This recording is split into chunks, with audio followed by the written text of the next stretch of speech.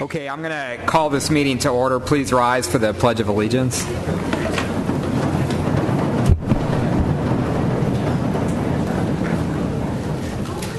Ready, begin.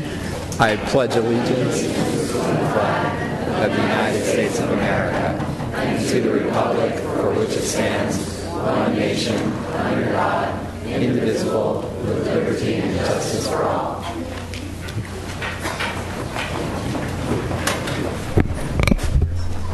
Okay, can we get a motion to adopt the agenda?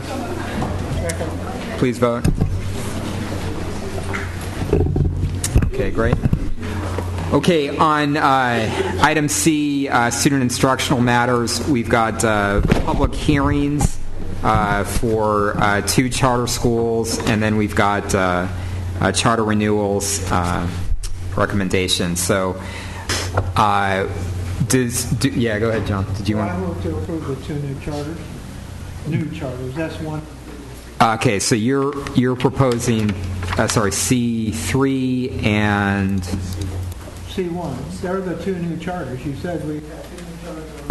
C1 is a public hearing. C1 and C2 are public hearings. So the only new charter for action would be C3, Coleman Tech Charter High School.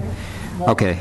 So you want to? Then the new charter that's up to vote. I'll move to approve. Okay, so moving to approve C3, the new charter and petition for Coleman Tech Charter High School. Do we have a second? Not yet. Not yet.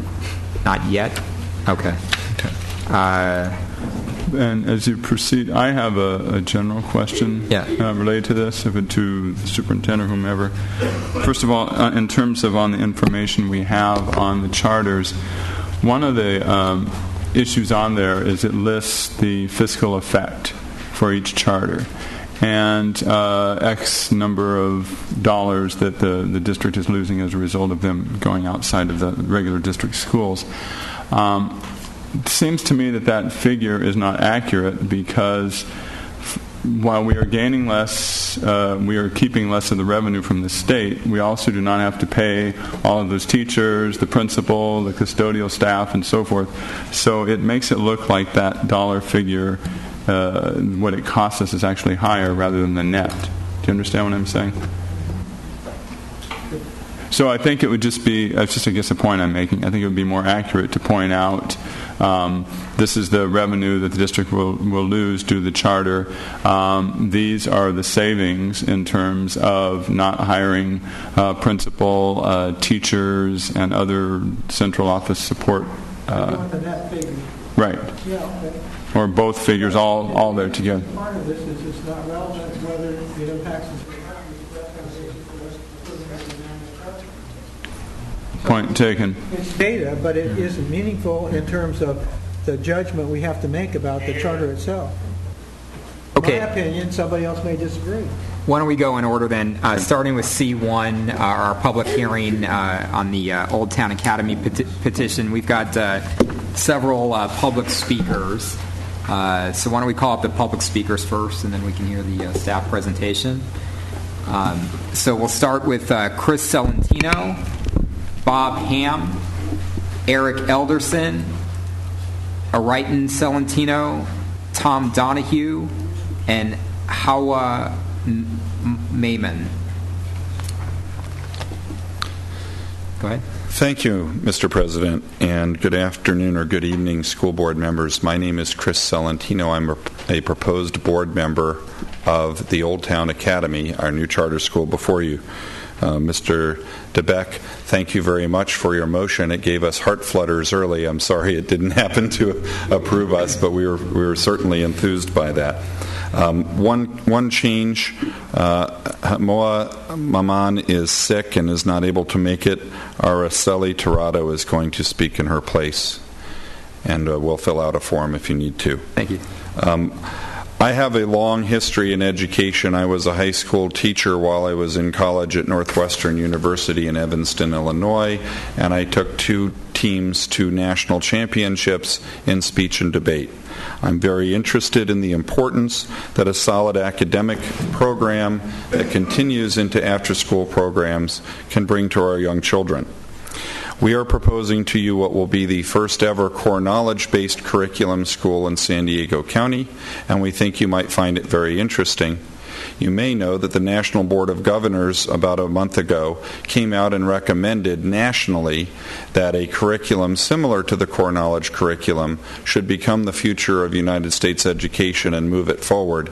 We'd like to be the San Diego chapter of the core knowledge curriculum here in San Diego. We have located a once-in-a-lifetime site which is right on the border of Region C and D, allowing us to invite and enroll students that will be accessible to students from Barrio Logan up to Mira Mesa.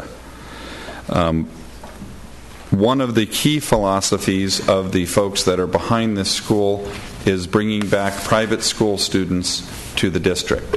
Many of the parents and students who've indicated a willingness to enroll in our school are members of current private schools in the surrounding area. We believe that we will bring a significant number to our school by offering a comprehensive three-step program that we intend to tell you a little bit about. At the end of the day, I have been a fundraiser for school projects around the county now for over 10 years. I had a really bad year last year. I was only able to raise $150,000 out of a projected $100,000 for a particular school. That's the worst that I've done. We've had very successful opportunities in raising monies to supplement schools, and I'm very confident that this particular school will have a solid financial basis. We are in the final running for 2 six-figure grants that would supplement the state funds and allow us to open right away.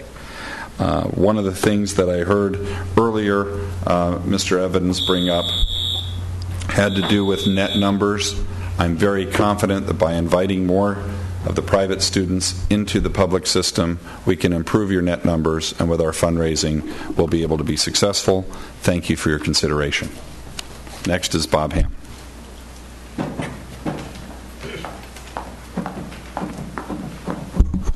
Thank you for allowing us to present our program to you. I'm Bob Ham. I've been a principal in San Diego for 20 years. I opened the first core knowledge school in the state of California in 1994. What exactly is core knowledge? It is shared, solid, specific, and sequenced. It's shared in that it's a common ground of knowledge for communicating among both adults and children. It's a common knowledge base that draws people together while recognizing differing traditions and contributions. This shared body of knowledge is critical to literacy and to closing the achievement gap between ethnic and racial groups. It is solid in that it provides a guide to important, lasting knowledge. It provides a solid base of knowledge, providing each child the opportunity for both academic and cultural literacy. It is specific. It's a content-based curriculum which specifies specific items to be taught at each grade level, K through 8. When curriculum is content-based, curricular repetitions and gaps are eliminated. It is sequenced. A central assumption of core knowledge theory is that sequenced curriculum will lead to steady increase in achievement. Core knowledge impacts what teachers teach and what students learn. It creates a focus for the entire school community. It introduces a common language. It fosters communication, provides specificity, appeals to students, teachers, and parents, increases levels of expectations for all children in the school, provides a strong foundation of knowledge for success in high school and beyond, and provides a common ground for communication both in and out of school. The core knowledge curriculum provides a strong academic and cultural education at every grade level, K through 8, in language arts, world history and geography, American history and geography, math, science, visual arts, and music. For a complete look at the curriculum, go to coreknowledge.org. Old Town Academy can bring to San Diego Unified a real choice for parents, a choice which will provide academic and cultural literacy for every student. Our location in Old Town will allow us to draw from a very culturally and economically diverse population. This is what Core Knowledge is all about, working in our diverse democratic society to share the knowledge base that draws together its people while recognizing our differences. Thank you.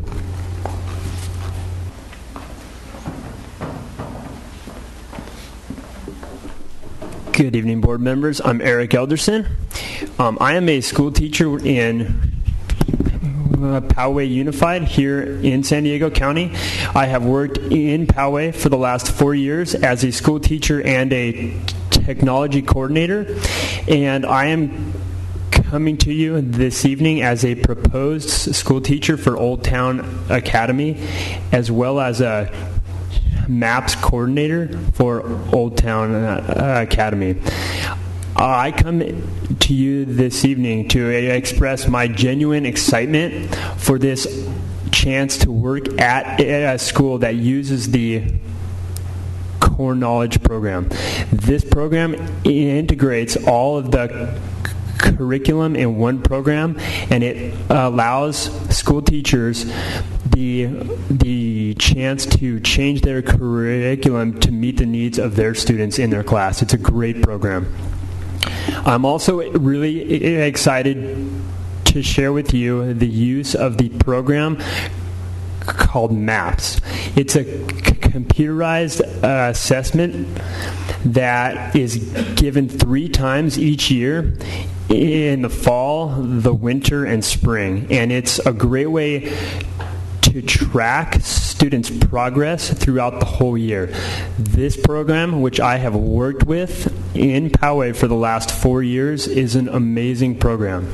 It gives students, staff, and parents the chance to see which areas and which standards that students are really progressing through, and also gives them the chance to see the areas that they aren't up to their expectations. This program is a great program, and I'm here this evening to express my excitement for the Old Town Academy. Thank you for your consideration, and I'd like to present Ayrton.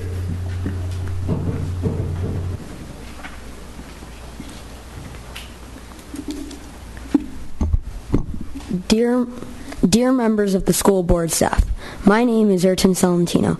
I am 12 years old. I have attended private school most of my life. I have, in the past, participated in Mr. Donahue's Core Learning Lab when it was held at the San Diego Piano Store. While I was there, I met Mr. DeBeck's wife. The lab was just cool.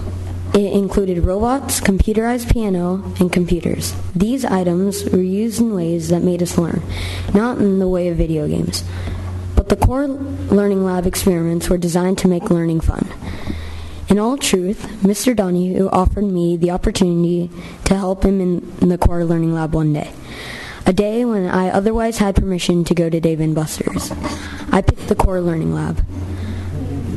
I can't say I would do that every time. But the fact that I picked it over Dave & Buster's should tell you all something. Kids can have fun learning. So when my dad said he was asked to support this new project, I asked him if I could support it too, because learning isn't often fun. And until I met Mr. Donahue, I thought it never could be and never would be fun. But it can be fun, and for this reason, I would like to attend Old Town Academy. I hope you give me that opportunity.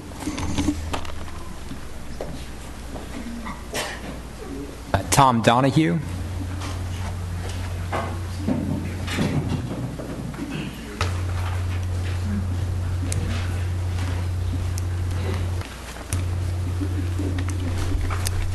Good evening. My name is Araceli Tirado, and I live in the surrounding neighborhood. Our neighborhood is a diverse neighborhood. We enjoy living there. Our children come from all walks of life and all socioeconomic backgrounds. I'm very interested in having my children attend Old Town Academy. I'm greatly impressed with the core knowledge curriculum and the flexibility it offers the teachers, as well as the cultural literacy it offers to our children.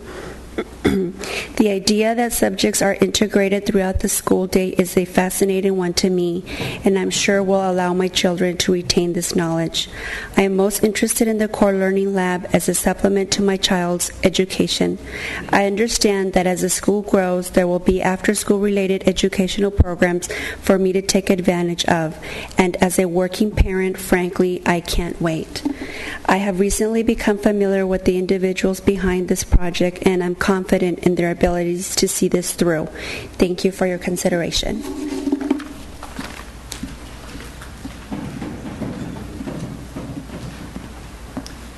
So I am Tom Donahue. Good evening. My background is I was a Catholic school teacher for years back east, D.C., Camden, New Jersey, and then public school teacher out here in California. I started a charter school up in Escondido, a K-8 school, which has the top scores in the district out of 24 schools. And I have children, and so even though I've been lured into business, I can't get away from the charter school projects, and I would love to use this opportunity to create another great school for San Diego Unified. I just want to point out that I don't think we are the first core knowledge school. I think there's one on the agenda tonight. Core Knowledge has different levels of participation. You can be a complete school, you can be a friend of Core Knowledge, and so forth. Great curriculum for every school that uses it. So let me just sum up what basically our school is all about. We start with great teachers, of course, like every school has to. But then we give them a great foundation which integrates a curriculum across subjects and from K through 8. So that there are no gaps in the subjects, and you sort of hand the children off each year to the next teacher, and she or he knows what you've studied, what you haven't studied, and so we don't repeat things. We don't reinvent the wheel every year. Second element of our school is we have this MAP test, which Mr. Elderson mentioned, Measures of Academic Progress. That test is designed not to find out how your child compares to other children across the country, but to find out how much they grew during that school year. We can give that test up to 4 times a year. Most of you may be familiar with it already. It's used in a lot of school districts. And we can use it as teachers and administrators and parents as a test to see how much our children are growing, and then we can adapt mid-year. We don't have to wait until it's too late. So we can catch problems as they occur in math and reading and so forth, and we can do something about them. And that brings us to the third element, which is what Ayrton, the young gentleman, mentioned, which is the Core Learning Lab. And that's a lab where once we've secured the foundations, once we've assessed children, we find out what their strengths and weaknesses are, we can challenge those strengths with computer-aided learning and other things like robotics and piano and so forth, which take advantage of some of the early learning windows for music, for math and music combined and stuff like that. So we think we have a 1-2-3 punch, which we've used before to get great results and make a lot of parents and children happy. And we've got a great site, which, as you know, in San Diego is hard to find. So to sum up, we hope to be a great addition to the great school district and to work with you all to create a great choice for parents here in San Diego. Thank you very much. Thank you, Mr. Donahue. Board members, any comments or questions on this? Yeah, I just have I know it was mentioned in this information here, but the facility or the site, what is that exactly? It's already designated before. Yeah, the site is the Thomas Jefferson Law School. They're moving, and you probably read about the mammoths and so forth they've been digging up. So they're going to be moving downtown, and one of their buildings is Sorry, could you answer from the podium? Thank you. One of their buildings is a perfect self-contained K-8 school, and it even has room for a Montessori school, which would be attached. One of our board members who tried to come tonight but had an accident on the way, she's okay, is Dr. Sylvia Dubavoy, who's the Montessori teacher trainer in La Jolla and works with USD, started a master's in education program there. So she'd be advising us on the early learning windows, and we'd have that combined Montessori, public charter school campus. Thank you. Any other questions? Should I?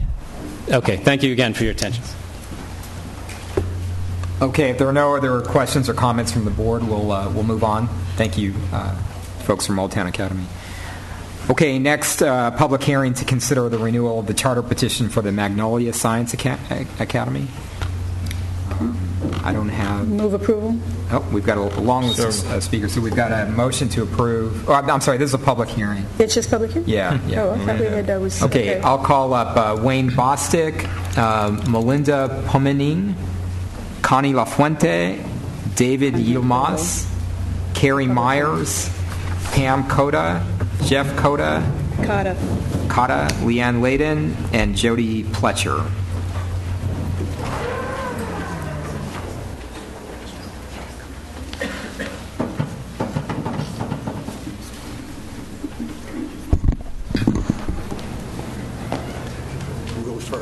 Whoever you prefer. You'll go first.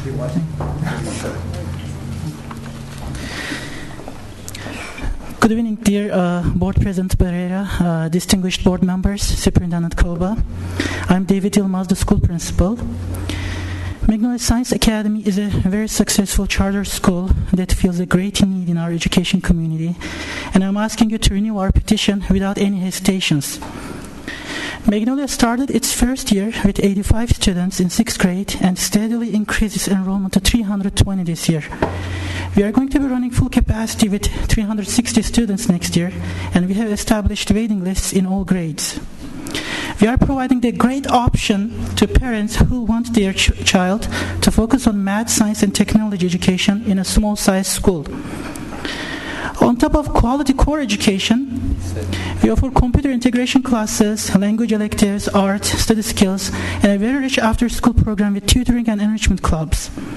Our students create science fair projects, attend math competitions, learn programming, and also find opportunities to use their leadership skills. At this point, I think Mr. DeBeck is going to ask me for data. I have included relevant data in the petition in section 2.8 titled Addressing Goals in the Old Charter Petition. If you read it, you will also come across with the following. Magnolia improved its API from 739 to 810 in its first year, making it the most improved middle school in the district in 2006. There are so many positives about this school, it's hard to list them in 3 minutes. Instead, I will take the courage to mention some of the negative-looking ones that we are working on. There has been a slight decrease in our API to 797 in the last 2 years. However, when data is analyzed carefully in a way to show the growth of the same students over 3 years, you will see that entering 6th graders make a big growth as they graduate from 8th grade. Another negative-looking one is the 8th grade general math proficiency rate. There's a drop from 42 to 34%, which is still higher than the district averages. One reason for the drop is that we have more and more students taking Algebra 1 and Algebra 2 tests in 8th grade. Those students could have scored proficient or advanced in general math, but we encouraged and helped them to take higher-level math classes and CSTs. Can you wrap it up? Yes. Also, in an effort to help the students in the lowest math group, we have introduced study skills classes, besides tutoring that's available after school and on weekends. One concern I have for my school is the budget cuts. Our school started without a startup grant and survived these 5 years without sacrificing its programs and staff. All right, thank you very much. Thank you.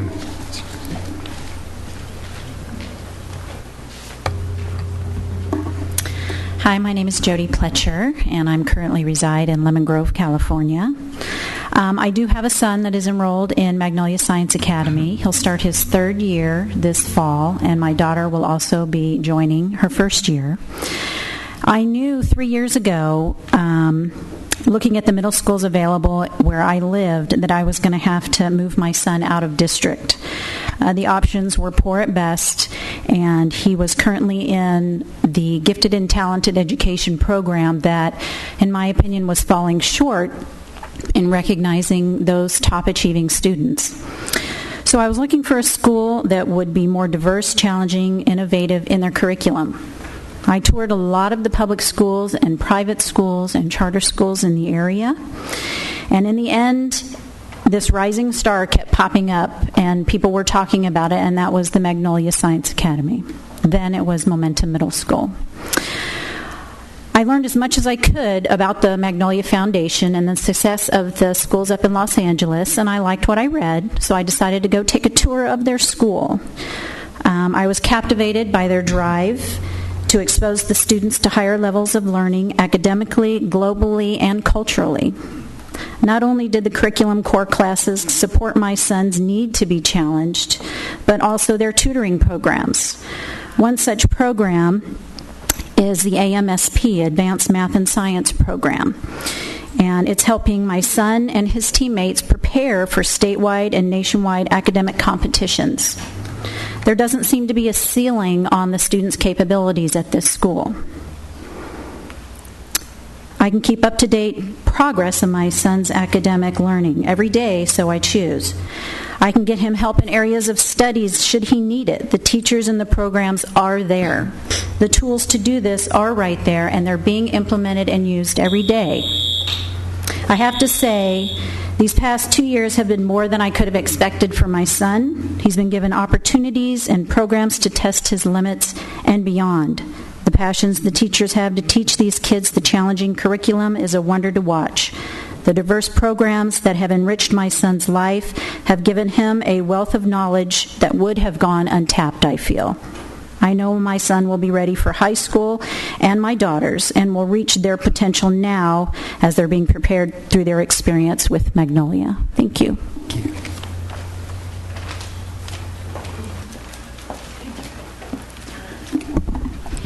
Hi, my name is Melinda Chiminting, and I had a son that was attending Magnolia Science Academy. I am 100% against this recharter. In fact, if I could do whatever I could do for the next 10 years, I will do everything I can to have it shut down. I can stand in my backyard and look at the school. My son started in September in the 6th grade, and I'm a single mom thinking that I can do so much for my son. He was bullied, he was picked on, he was called names. When he tried to protect himself, he was blamed for it. This is my son. Dane, raise your hand. My son is 11 years old. He wears a size 8. I was told by Mr. Stevens, who is the disciplinary, that he was one of the bullies. I have pictures with me that I'd like to present at the end of my speech of bruises on his leg where a kid named Jacob kicked him so many times he's got 4 bruises on his leg, and nothing was ever done. I've got 2 pages to Mr. Yilmaz. None of this was ever answered. None of it. In March, I listened to my son, and I told him to write down the things that were bothering him, because I didn't know what to do. Do I leave him here? Does he get a good education?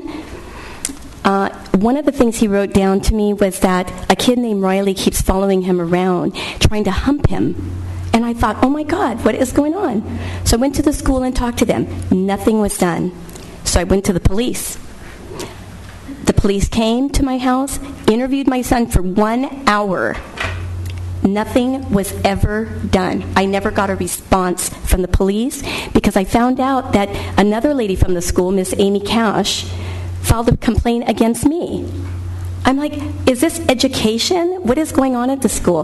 They have no control over what's happening in the school. My son was mentally and physically abused, physically by the kids, mentally by the staff. He was asked to go talk to a psychologist without my knowledge. That is just not acceptable to me. In March, after all of this with the police and just not getting a response from Mr. Yilmaz, from Mr. Oskay, after they suspended my son from school, I was fortunate enough to meet somebody from Blessed Sacrament who told me, get him out of there before somebody picks up a rock and kills him. And I thank God every day that they took him in the beginning of March. He's now attending Blessed Sacrament. Now, one thing I'm really surprised, this lady just is saying what a great opportunity her son has had. My son was a straight A student at Magnolia. I was really proud of him. I thought, oh my gosh, he can do this. He went to Blessed Sacrament. He's a CD student. I just asked the school to pull him back. He was put back in the 5th grade about a week and a half ago so that in September he can move on with the 6th graders. He will be repeating the 6th grade. He could not do the curriculum at Blessed Sacrament. Now, I live in the neighborhood. We're going to have to ask you to wrap up. Okay, one more thing. I live in the neighborhood, and this school is not able to handle the amount of students that they have. Aside from rechartering, they want to add a 10th grade. I do not think that they are experienced enough to handle the amount of cases that they have. Okay, thank you. Can I leave? Yeah, please. Yeah, before I leave? Yeah. Okay. Yep, thank you.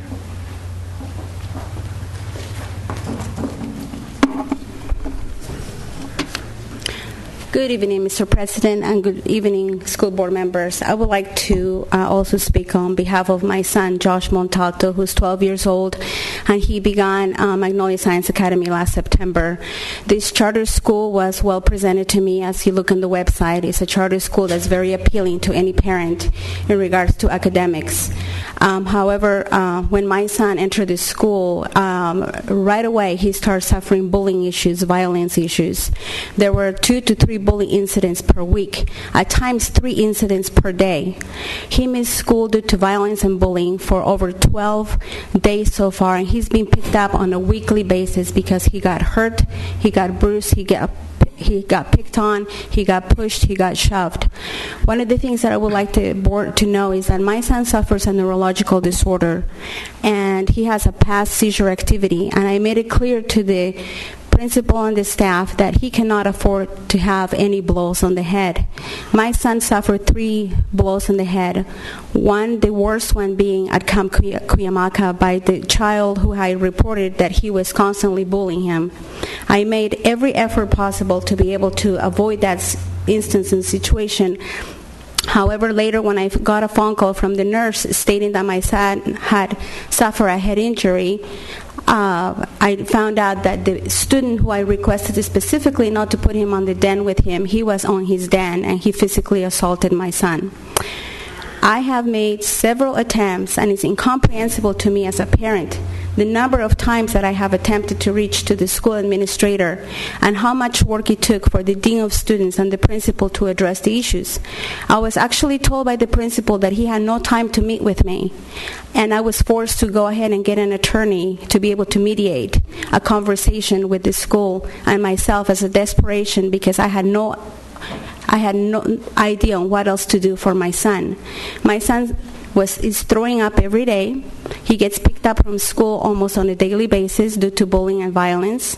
He's suffering anxiety. It took me 2 hours this morning just to get him to Magnolia Science Academy because there's only 2 more weeks left from school, and I don't want him to miss class.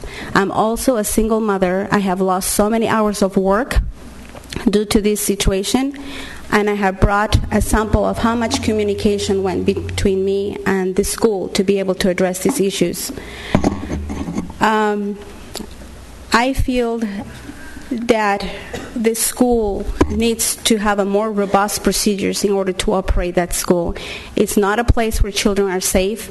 In order for children to learn, they have to have a safe environment, and they're not providing that safe environment. I have done a lot of research and best practices on bullying. I have forwarded that information to the principal and to the dean of students, and they said they were going to do something about it throughout the summer. But up to today, I'm not happy at all the way violence is being handled in the school, and it's overshadowing whatever they're trying to do academically. Thank you so much for your time, and I respectfully ask the board to please take these issues seriously and into consideration. Thank you.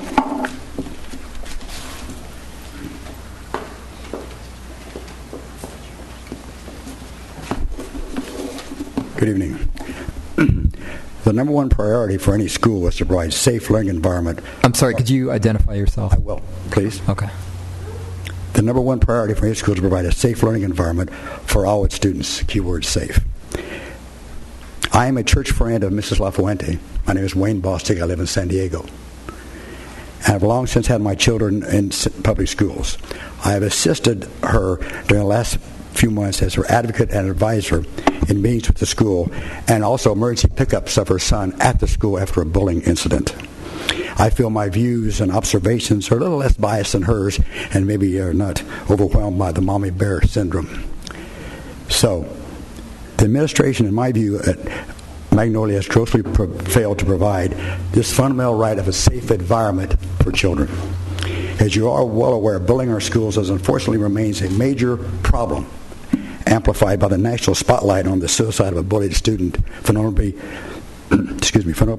Prince in Massachusetts, and subject of prosecution. So bullying is on everybody's front radar. To effectively address this problem, schools have to implement a zero-tolerance program which immediately addresses any and all bullying incidents that may arise.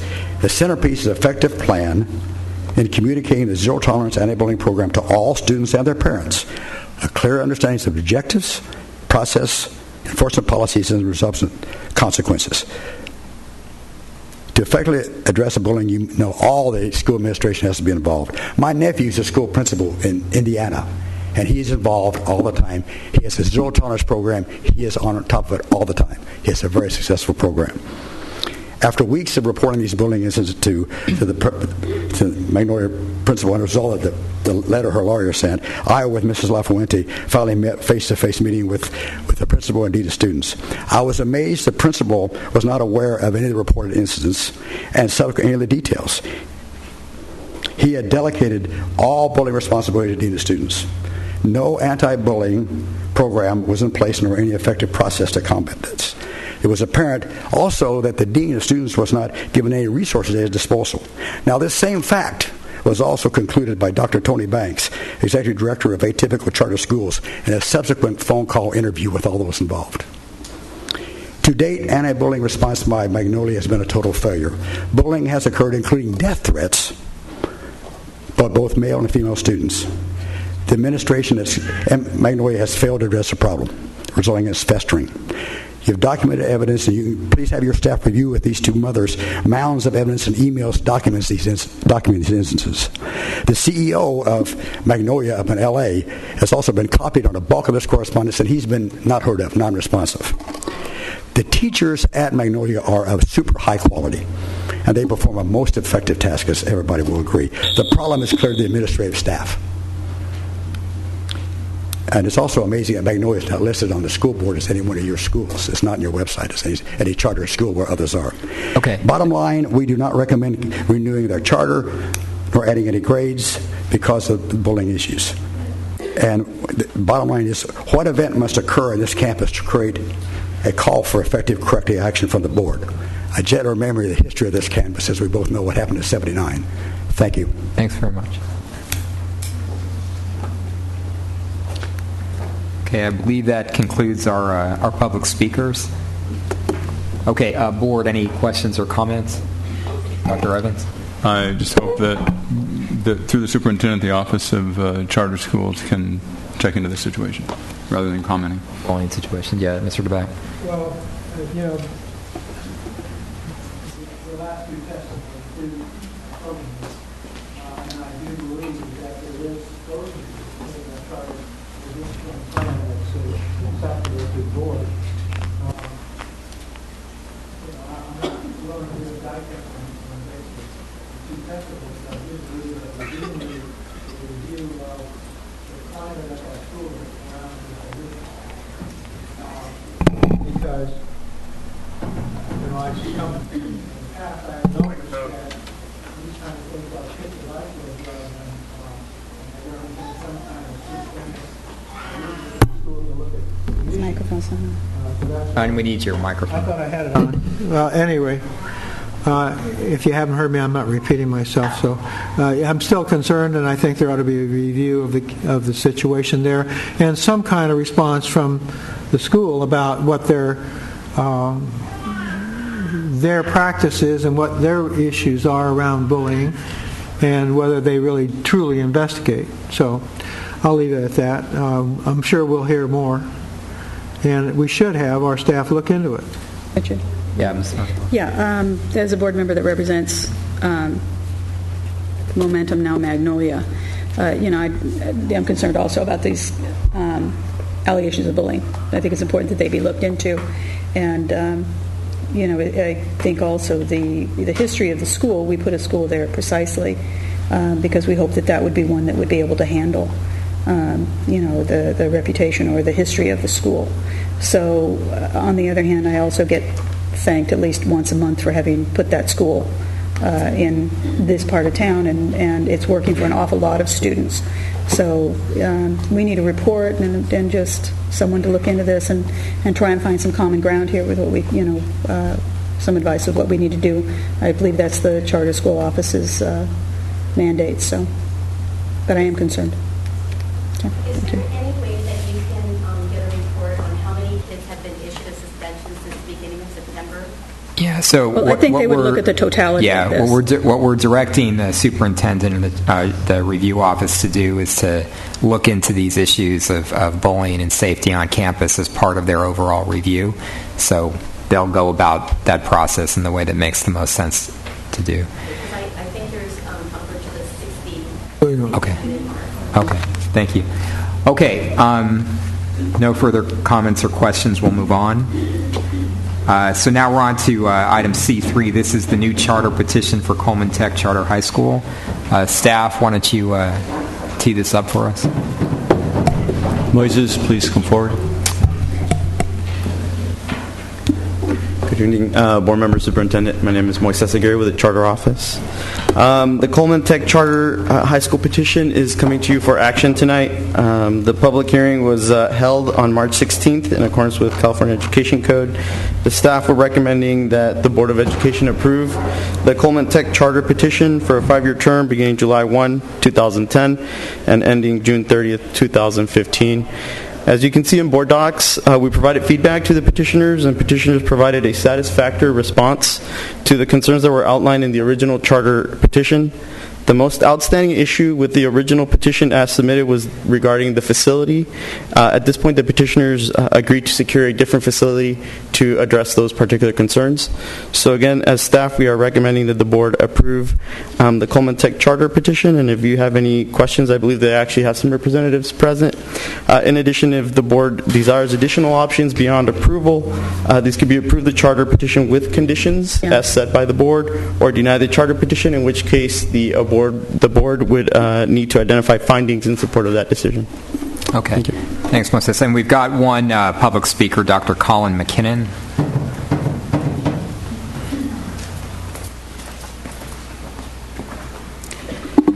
I'm Colin McKinnon, the Executive Director of Coleman Tech Charter High School. And on behalf of Coleman Foundation and Coleman Charter Schools, I want to thank the board for their review of our petition and support for school improvement. I also want to thank Tony Burks and Moises Aguirre at the Charter Office for their thorough and candid assistance with the charter process. Thank you. Ms. Nakamura? Yeah, I'd move approval with conditions, and the condition being that they have a facility that meets approval with the Charter Office. Second. Okay, we've got a motion and a second to approve with the conditions that their facility meets the. But is there a time? Was I understanding what says that you've already reviewed it? Is that? They don't have one yet. They're still looking for us. As the last conversation I had, they were getting ready to secure a lease. It was not secure at that point. So once that point comes through, they can probably speak a little bit more about that particular component. But they're securing that lease. Great. So we've got a motion and a second to approve with the condition that they find an adequate facility. All in favor? Okay. Great. Okay, let's move on then. C4, this is the charter renewal for the King Chavez Arts Academy. Bill, do we want to ask Moises? Yeah. Moises? This a hearing or an action? Yeah, this is an action. The renewal of King All Chavez. All three of them are action? All of the following four are actions. Well, yeah, but in terms of King Chavez, the three are... Yeah, three King Chavez. Okay, I move all three. Okay, we've got a motion to move approval of all three King Chavez renewals. Is there a second? Okay, so let's consider one by one then. King Chavez Arts. What's this? Regarding King Chavez Arts Academy, the board held a public hearing for this charter and as well as the other King Chavez Academies on March 16th as per California Education Code. As staff, we are bringing forth a recommendation that the board approve the three King Chavez charter petitions, the arts, the primary, and the athletics, for a term beginning on July 1, 2010 and ending June 30th, 2015. As you can see in board docs, we provided feedback to the petitioners, and petitioners again provided a response. They amended their charter to meet the concerns that we had regarding the requirements for charter renewal. And the King Chavez Arts, there is a question regarding the fact that CDE listed the school as a consistently low-performing school. For the purposes of this renewal recommendation, the criteria that the recommendation is based on are the Education Code minimum requirements for renewal, which consist of the following. The first one is attained its Academic Performance Index, API, growth target in the prior year or 2 of the last 3 years, so that's the particular piece that they did meet.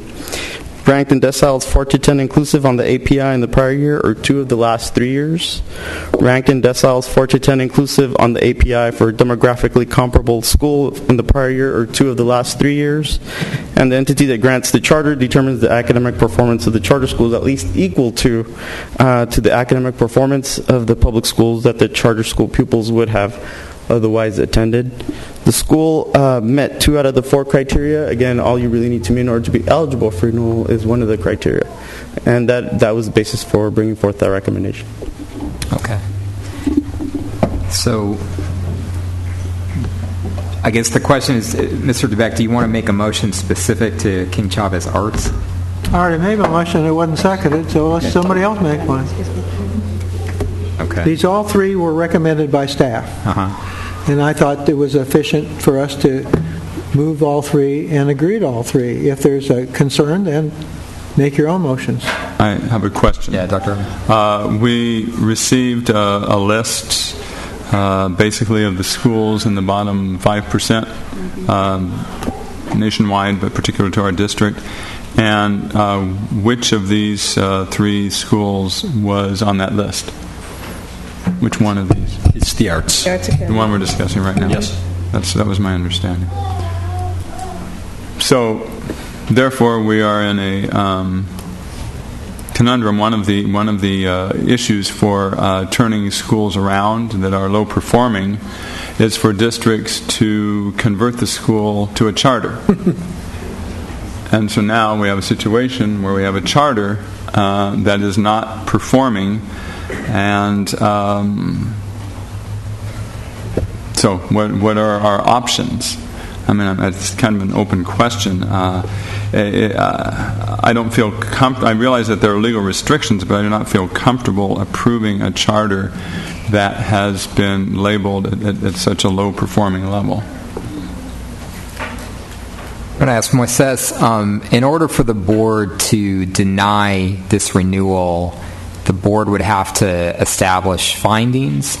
Correct. Are there findings sufficient to deny this renewal? If you look at the board report, it basically outlines the statistics for the prior life of the charter, so it outlines their academic performance index, the way they perform compared to where the students would have otherwise attended. So, again, that's just basically the findings of fact, how the school performed. The board always has the ability to approve with a condition or deny a charter, in which case petitioners would have the ability. There is due process in place where they can appeal that determination to the County Office of Education, and if that determination is upheld, it can also be appealed to the state board. Well, I felt this way from the beginning on charters, that there's a market condition, that if the parents support the charter, they'll send the kids. If they don't support the charter, they won't. So then I basically don't feel like that I'm going to regulate the market. If the parents feel secure enough to enroll their kids in this school and compare it to the neighboring public schools, then I think the vote of those parents is the support of the school. If they choose, and they may, not to enroll their kid because the performance of that school doesn't compare to neighborhood schools, then that'll solve the problem for us in the first place. So I'm not in a position to just be the guy that says I'm screening the parents' right to choose. I basically have a basic belief that if charters are no better or no worse, that the choice is that of a parent, not of mine, and that's the way I operate. I'm not happy with the performance of the school, but I'm not really happy with performing schools around it either. And so I'm not in a position to say, no, I'm not going to, it's hypocritical to say I'm going to say this school doesn't get a charter when I have schools that are public schools surrounding it that are not outperforming it. It's my goal should be to get the schools to perform down there, and that's important. Now, if the charters can't do it, then it's our job. But as far as screening, I'm open to people facing the issue and having to fix it. So let's do it. The charter gets renewed, and it's got another 5 years to fix it. If we got a better idea, let's do it. And then the people will choose where to send their kids. That's simple. Yeah, I have a problem with this as well. I mean, it is, been identified as having problems with a pretty heavy label on it. And I don't believe that in good conscience I can approve it. And I disagree with Mr. DeBeck respectfully. I think that charter schools are about choice, but I have consistently said that if a charter school is not performing, I will close it. And this one has not performed, and it pains me terribly, particularly since there are people who are associated with it that I respect, but I don't think that it's come up to snuff, and they can always bring it back in another form and try again somewhere else. But this particular one, I'm not comfortable.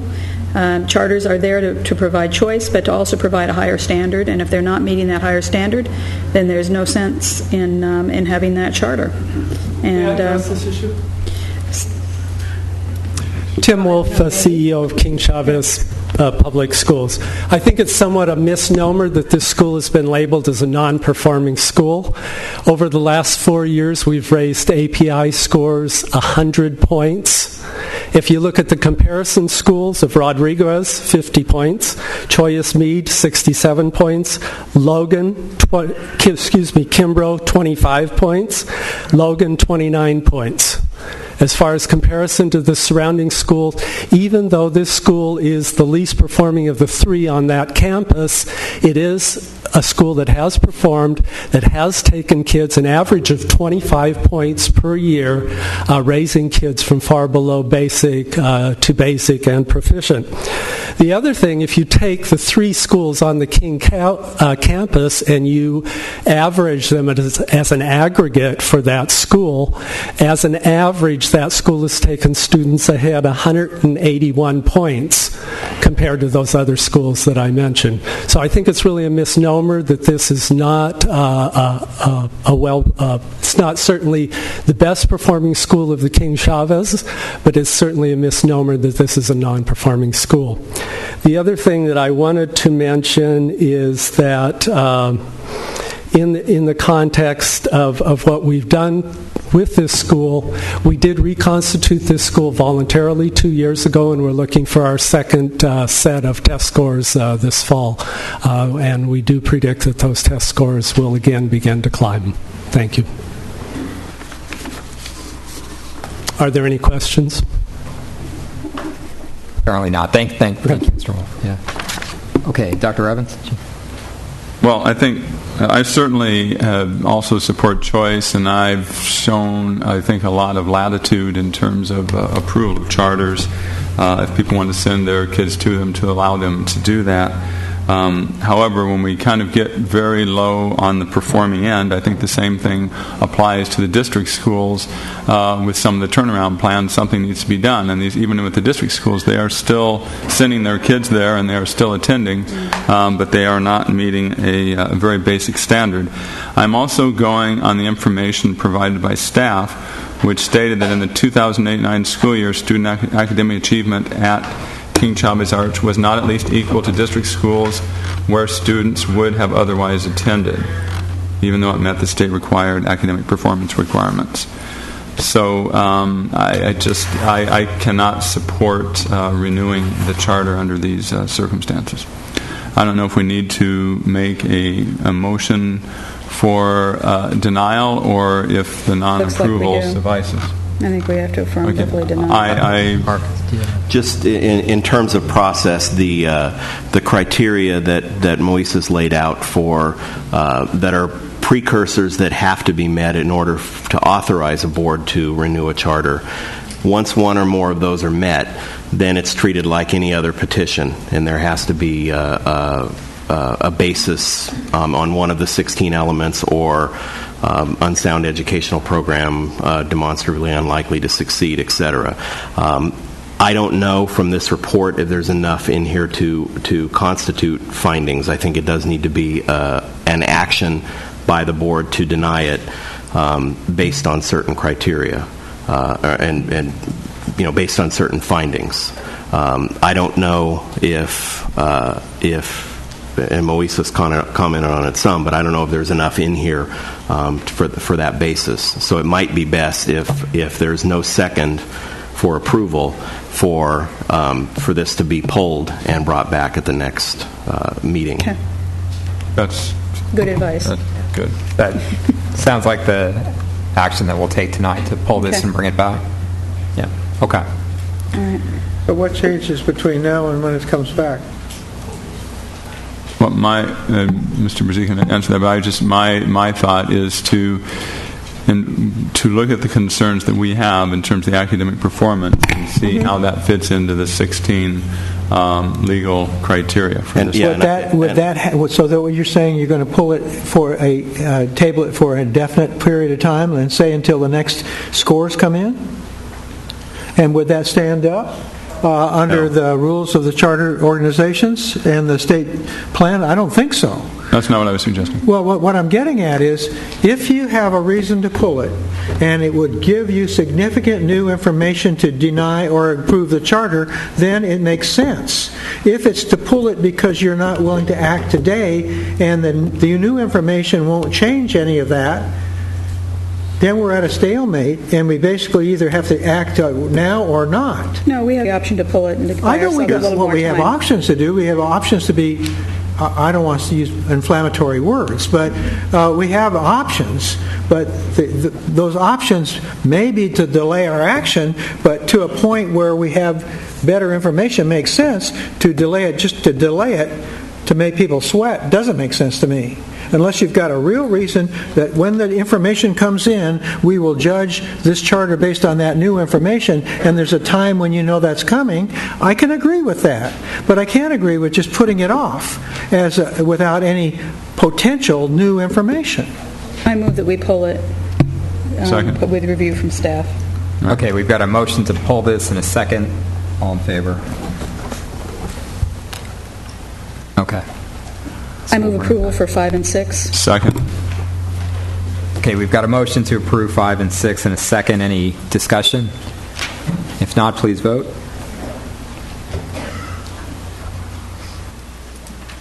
Okay, so King Chavez Primary Academy and Athletics have been approved. Okay, on to our IFTN. Moises, do you want to?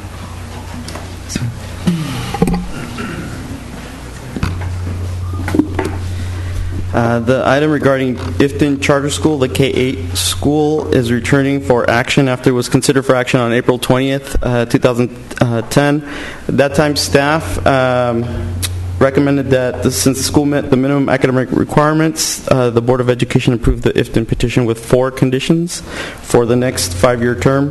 The conditions included submitting within 30 days measurable pupil outcomes, moving forward into the next charter term, submitting a plan to the district within 30 days regarding concerns around one of the elements, which is a diversity and recruitment element, submitting within a plan within 30 days of renewal to diversify the board to address concerns that the board was a somewhat insular group, and within 30 days to provide an updated charter petition that clearly states that staff has the right to unionize. So at the direction of the board at that April 20th board meeting, staff, Dr. Brooks and I met with the Ifton petitioners to address these particular areas of concern. The petitioners agreed to make some modifications to the charter to address those concerns, and staff agreed that the modification addressed the previous concerns into the next charter term, so it would be for the next 5-year terms, with understanding that some of these are longer term and can't be addressed in a short time of window of time. So the charter was modified under element 2 to clearly provide goals and metrics by which the school will measure pupil outcomes for the next 5 years. That was lacking under the information prior. in the prior charter. The school submitted a charter and a budget for the next 5 years that makes a concrete financial commitment of $3,000 per year towards addressing concerns with Element 7. This would be the recruitment and outreach efforts. So they're making a hard financial commitment to comply with that particular charter element. The charter was modified in 2 concrete ways that now clearly differentiates between the board members and staff that provide support, and also a commitment from the current board to, as board openings become available, seek diverse applicants for the board at Ifton. And lastly, the charter was amended to address the concern about clearly stating that staff has the right to unionize. So based on those modifications, staff is bringing forward a recommendation to approve the Ifton charter petition for the next 5-year term. As always, you have the option to approve with conditions or deny with findings of fact. I move to approve. And do we have a second? Second. And we've got a second. We've got one public speaker, Kevin Malloy.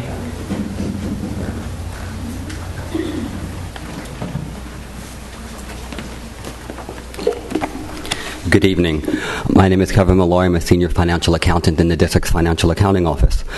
Every charter school petition submitted in the state of California must include element G, which it requires the petitioner to state the means the school will use to achieve racial and ethnic diversity. 5 years ago, when Ifton's charter petition was approved, it included element G, which included the statement, quote, Ifton Charter School has no intention of becoming a Somali enclave, close quote, and proceeded to list several means to promote racial and ethnic diversity.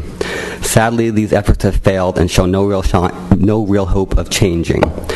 As shown in the board's report, the school is a Somali Muslim enclave, approaching approximately 97% despite being located in a diverse San Diego neighborhood. Well over 70% of the student body are in fact native Somali speakers. A recent study conducted by the Civil Rights Project of the UCLA Graduate School of Education identified many similar charter schools nationwide lacking in racial and ethnic diversity. And in fact, charter schools are causing an increase in this racial and ethnic isolation. As usual, and I have the report which I'd like to submit to the board. As usual, the charter school community immediately rose up to condemn this report and noted in particular the important fact of parental choice. The charter school community is correct only in that parents do choose to isolate their children by race, ethnicity, religion, and sex. But this is not a choice the taxpayers should support under the guise of so-called public charter schools. Unless this is stopped in its tracks, the balkanization and ethnic cleansing of America's great public schools by charter school supporters will continue. The board should not approve the renewal petition for it. Thank you, Mr. Malloy. Okay, we've got a motion and a second. Any comment? If not, I've made my position on this clear, and I actually agree. I think that we've given this school an awful lot of opportunity, and I wish that the district would push harder as far as making sure that there is real diversity within this school. So I don't believe that it's not just ethnic, it's very ethnocentric with regard to one particular nationality and one particular immigration pattern, and I think that that's problematic, and I won't be supporting it for that reason. I don't think it's healthy. I don't think it's right, and I just have a lot of concerns, and it's an ongoing one. I know that there was a school up in Sacramento, a Hmong school, that was approved by the Sacramento board. I don't agree with that either. I just think it's detrimental to public education and to the children. So I just want to make sure that, probably to my own detriment, that I make that clear. But okay. Well, wait a minute. Yep. Yeah. Well, we have to vote. That's why I made my second. But I looked at the report, which talks about that same issue, and says they're going to devote $3,000 to changing themselves. They promised that 5 years ago, and and that's not. If you divide that over, even if it's $3,000 a year, the need will be the results. In other words, let's say, $15,000, and we get to the end, and it's still the same. 5 years later. Then I guess, and I'll be here, believe it or not, and I'll vote no on the renewal. Yeah, but I think we've already given them that opportunity. And, well, I understand that, but we raised the issue only recently. We said it earlier. I don't know whether they tried or not. I can't say, but I'm willing to give them another 5 years to prove it, and then they're dead. Because they better fix it. No, they won't be. So well, I don't think everybody's got the political will to do that. So I honestly do believe that's a strong issue for me in any renewal, and I don't know that this is a time for me to dig my heels in and say no. So I'm going to say no the next time, but I'm going to be here to look for it. And there better be diversity, and that's my view. So, and if it takes more than $3,000 a year to get diversity, I guess their survival, based on my vote at least, will be dependent on that. So that's where I'm at. And so I'll vote for it. Okay, please vote. Okay, that passes 3-1. Ifton is renewed. Okay, we'll move on to item D1. This is an agreement with Brustein and Manasevit to provide legal advice and representation to the district. Move approval. We've got a motion. Do we have a second? Second. Okay. No further comment. Please vote. Okay, that passes 4-0. And item D2, a proposal to rescind the notices to the probationary teachers. Dr. Evans? Okay. Yes, my proposal is exactly that, to rescind the notices that were sent to the probationary certificated employees. And I'd just like to comment about this a little bit. First of all, I and others have looked for a long time on layoffs as being a very last resort. First of all, because one of the things that I've even stated before is that they disproportionately affect the neediest schools, and this is one concern.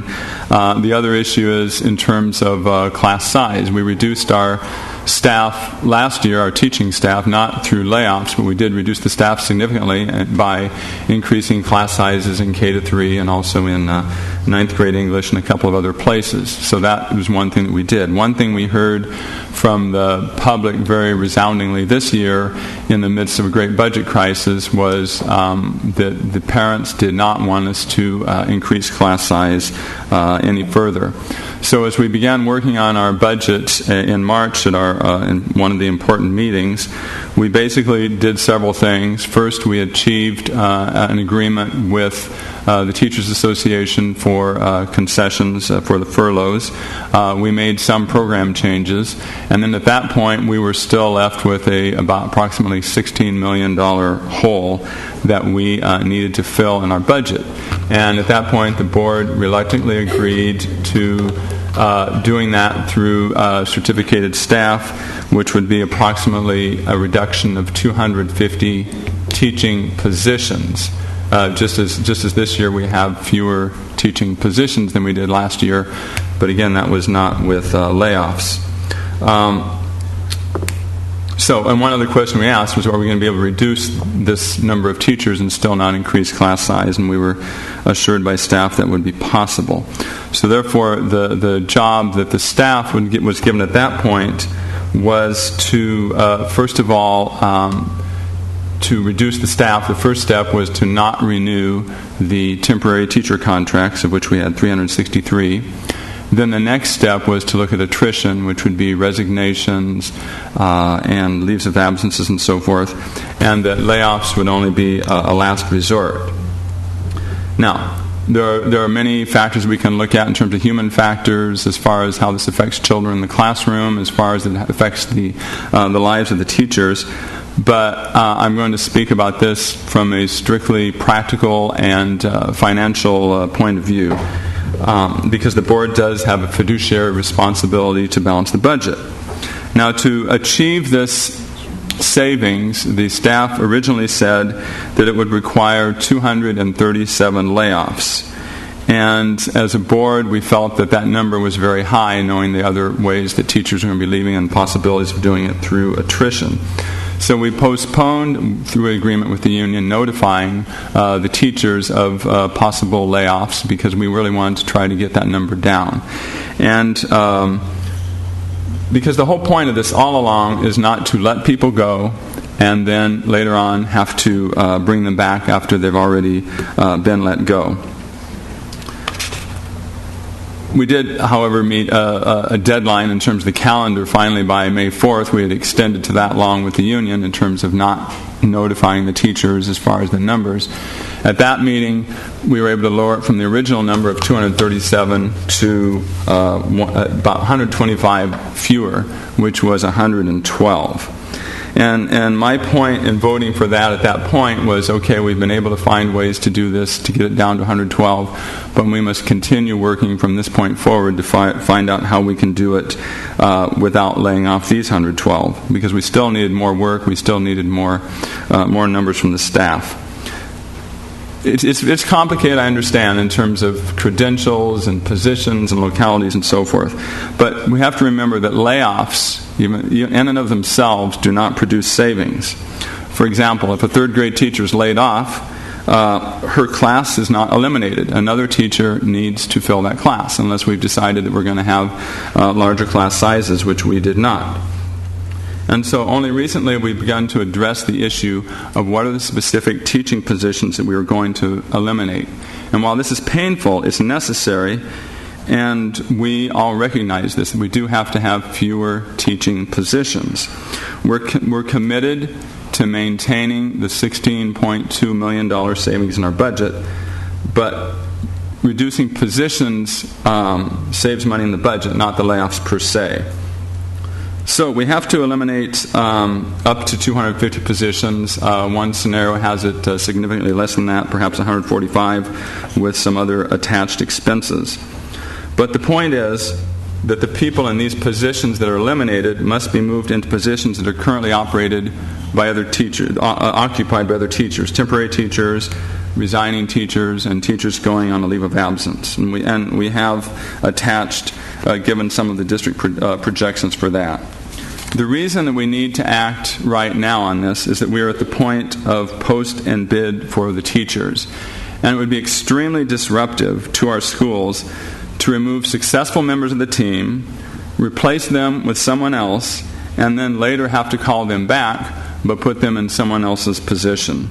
So therefore, the layoffs no longer make financial or logistical sense and can now be rescinded. And the staff needs to be given direction to plan accordingly. Thought there was another page here. That was it. Yeah. So anyway, that is my proposal. That at this point, my motion is that we rescind the 112 layoff notices that we have given. Move approval. Second for purpose of discussion. Don't get all excited. All right, we've got a motion and a second. We've got a number of public speakers. Because of the large number of public speakers, I'm going to ask that everybody stays within a 2-minute limit. So I'll call folks up. Bill Freeman, Ray Adair, David Page, and Sally Smith. Thank you. Good evening. I'm so glad someone has thought about the students on this. I'm here in support of the rescission of the layoff notices. Almost 500 educators have been given a notice of termination of their services for this spring. Many of these are veteran teachers of 4 to 10 years in San Diego Unified, and many brought with them many years of experiences from other districts and other states. Every one of them adds values to our schools and to our students. Amidst the unfortunate and inevitable cannibalism that results from scarce resources, let's not forget the value of all the staff you're set to lay off. The secretaries who chose the work of organizing and supporting students and families as a career. The paraeducators who chose the work of helping and assisting our most struggling students in our understaffed offices, libraries, and classrooms. And the many other classified workers who provide safe, clean, and well-run environments for our students. We can't afford to lose any of these women and men who are on the forefront in our schools. SDEA members know that your entire budget gap of $16.9 million was set to be taken out of our employment ranks and our classrooms. You told us that this gap would be filled with about 237 positions from SDEA bargaining units. You made the decision in March, and we have been bracing for the impact ever since. But we also know that attrition within our bargaining unit is already enough to fill most, if not all, of that gap. But you went further. You terminated the services of over 300 so-called temporary contract educated women and men who had dedicated themselves to our schools year after year. And then you went even further. You additionally cut 112 certificated teachers in May when you issued these probationary layoff notices. And in all, we have a 237 position hole that we are using 600 educators, 600 careers, and 600 people lives that you're cutting. So we are asking you to do the right thing, using your own numbers. Do the right thing because it's right. Do it now and recall these teacher layoff notices. Thank you.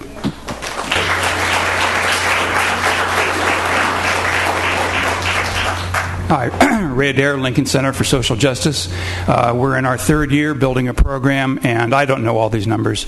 Every year we've been seeing more and more cuts to budget, and the board's being tasked with a ridiculous task. It doesn't add up. I want to speak to something very concretely. This year, for the first time, Lincoln Center for Social Justice has only teachers who chose to be there. We're building a team. We're building a very good team. And not with experienced teachers, with young teachers, very talented teachers. They want to be there. We want them.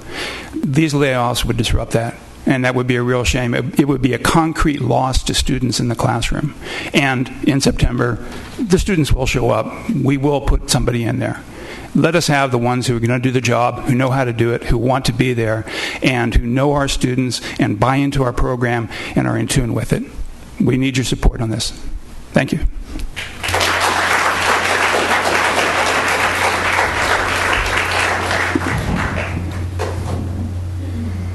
My name is David Page. I live at 9393 Angwin Place in San Diego.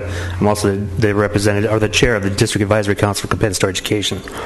Something I'm misunderstanding here. This is a trustee board for the entire K-12 system. Those 112 teachers, so far as I know, treat K-2. My bigger misunderstanding is I'm certain you were informed No, okay, fine. Not true. That's okay. I thought you were informed that you have some $60 million in shortfall this year and next. Is that correct? Yes. And you probably had a meeting this morning that told you don't have the money for your business side to take care of maintenance without some changes. Is that correct? And at the same time, you've hired a CFO who doesn't know about being a CFO and gave him a 12-week contract with 2 weeks off and gave raises to the finance staff that works underneath him, rehired Gammy, who was paid 7% to leave, and then brought back on top of her pension to work for you.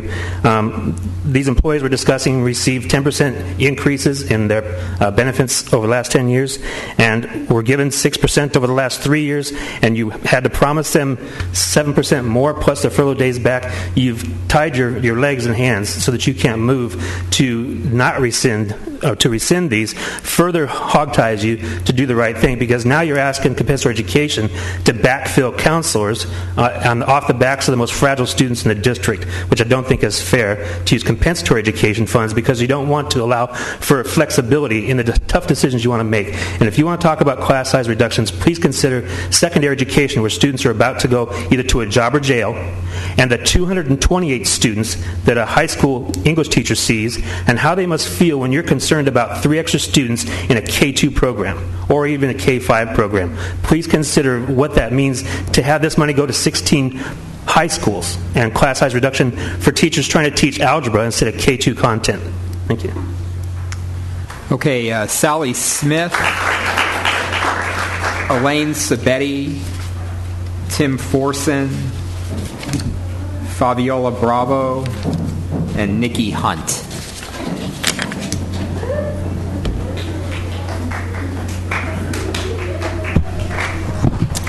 Good evening. Elaine Sabetti on behalf of CSEA, Office of Technical Business Services. This is an interesting proposal to rescind layoffs for some employees, but what about your other employees? You want to give some of us an 11-day furlough. You want to eliminate classified vacancies. If these vacancies aren't important, then why have some of them been filled with hourly subs all for the entire school year? Why are you willing to eliminate vacancies that have only remained vacant because of the hiring freeze which you imposed? Vacancies which, if filled, would directly impact student achievement. Vacancies which mean, among other things, that 5 of our elementary libraries will remain closed. What do we tell the children at those 5 schools?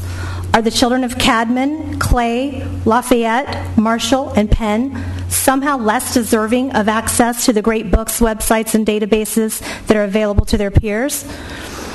What do we tell the taxpayers of San Diego who built those libraries and helped fill them with books? Do we expect them to believe that it's okay that they invested millions of dollars in libraries that have become storage for bicycles and other equipment, while the books sit untouched on the shelves and the computers become obsolete? And in June, when folks retire and move on, will we leave those positions unfilled as well? How many more libraries will close? How much more work won't get done?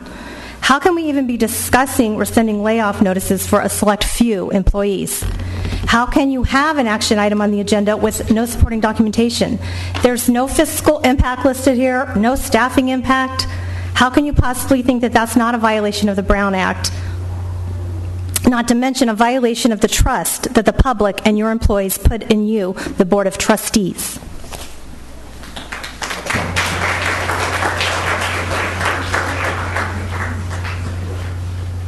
Hello, my name is Nixie Hunt, and this is my friend Fabiola Bravo. We're the students from Lincoln High School Center for Social Justice, and we have a complaint. We have knowledge that you are laying off some of our best teachers. For example, Mr. Gomez, who has been through a lot with us kids. He describes situations so that you can understand it to the full extent.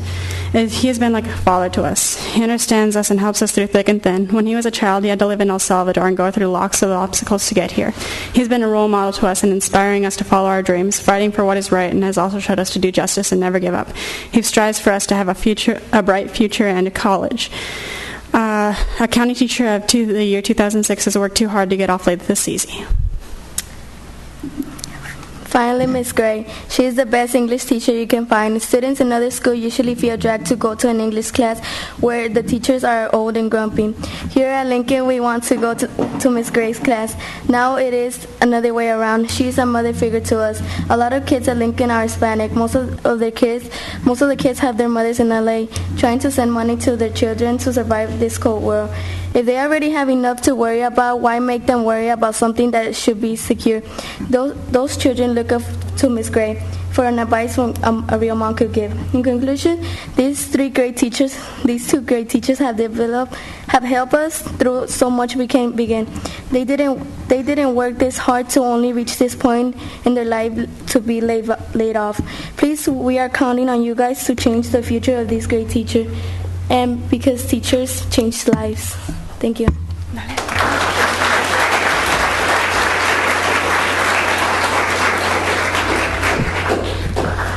Good evening. My name is Timothy Farts, and I am at the San Diego School of Creative and Performing Arts. Last year, I was honored to do the graduation speech with you to unite and talk to my fellow graduating seniors about what the impact they have on the world and the change that they are going to do. I stand before you because as a teacher, I did everything I can and could for my students and for you. I attended the 9 professional development. I am an AP teacher. I'm a journalism advisor. I am also the Associated Student Body Advisor.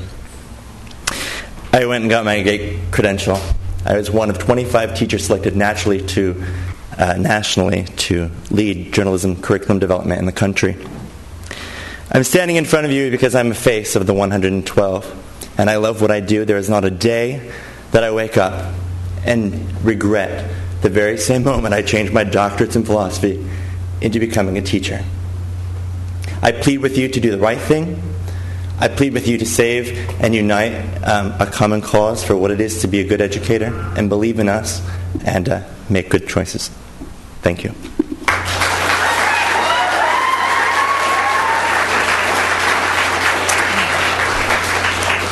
Okay, Mike Martinez, Jenny Trower, Elaine Heber, Michelle Sanchez, and Guillermo Gomez.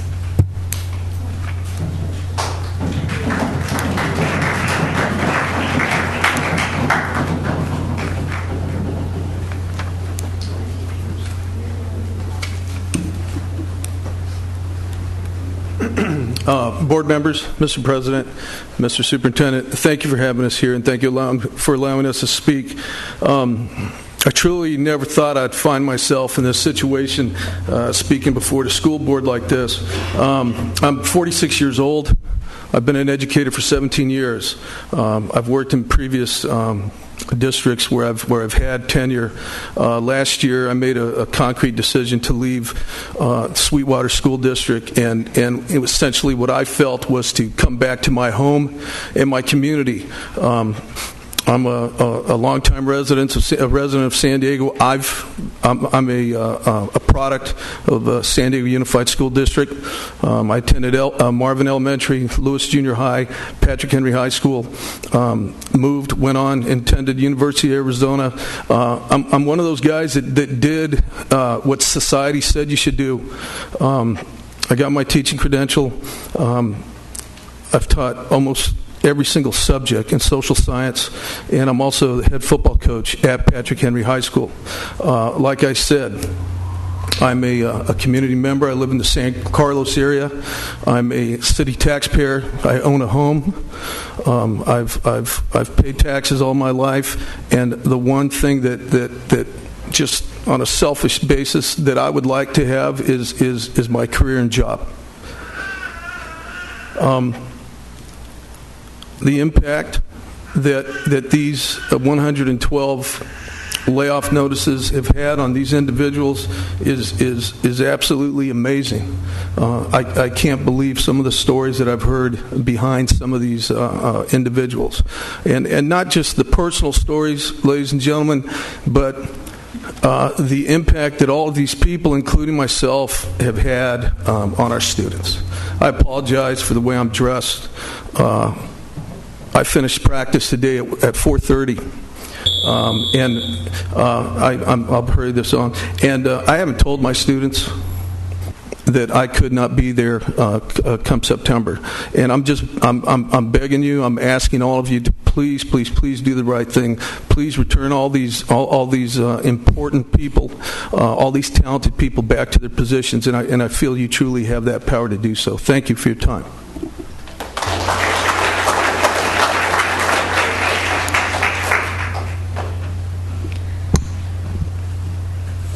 Good evening, board members. My name is Jenny Trower, and I'm a special education teacher over at Mira Mesa High School.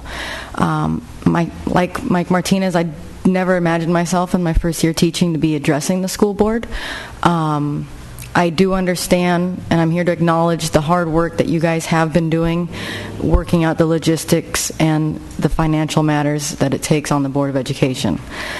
I understand that June 1st marks the first day of June where you have some critical decisions with the budget, and during the shuffling is when you can decide where you're going to find your money, where you're going to put people, and how you're going to do that. I'm here to tell you tonight that I need these layoff notices rescinded tonight. On May 11th, I checked into the hospital for my 2-year-old son who has leukemia. I can no longer be a pawn in this game of financial moving around. I need the money, I need to know I have my job, and I need to go fight HR so I can have 12 pay. So I can have just $3,000 and take care of my other son and put him in daycare. I no longer can be a part of your game. And I need you guys to do the right thing, along with the other 111 other probationary teachers that got laid off. Our lives are being affected, our students are being affected, and I want to return back to my site and my kids. Thank you.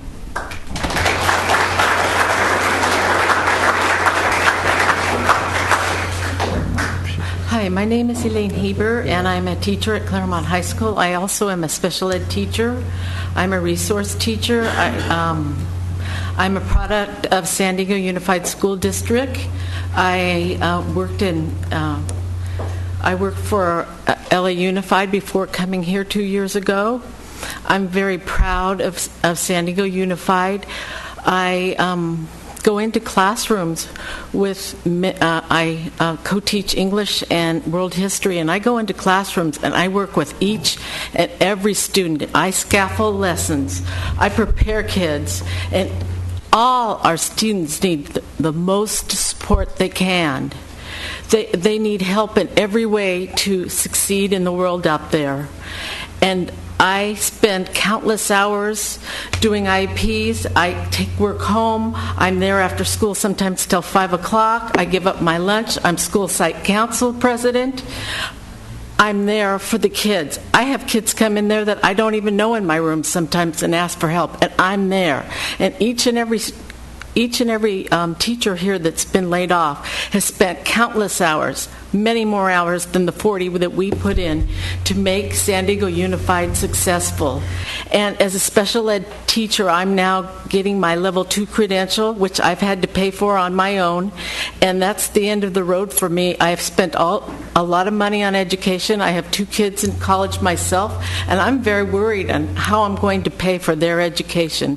I'm please asking, I know that there is a budgetary crisis, but please rescind your vote, and please hire the 112 of us back. I appreciate the time you've given us. Thank you.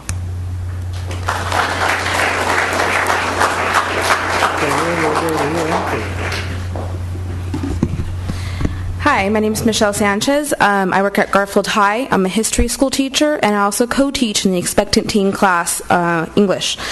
I, like many others here, I am actually a product of the San Diego Unified. I went to elementary, Audubon Elementary, Keeler Middle, and Morris High School. I attended San Diego State. I am a San Diego kid.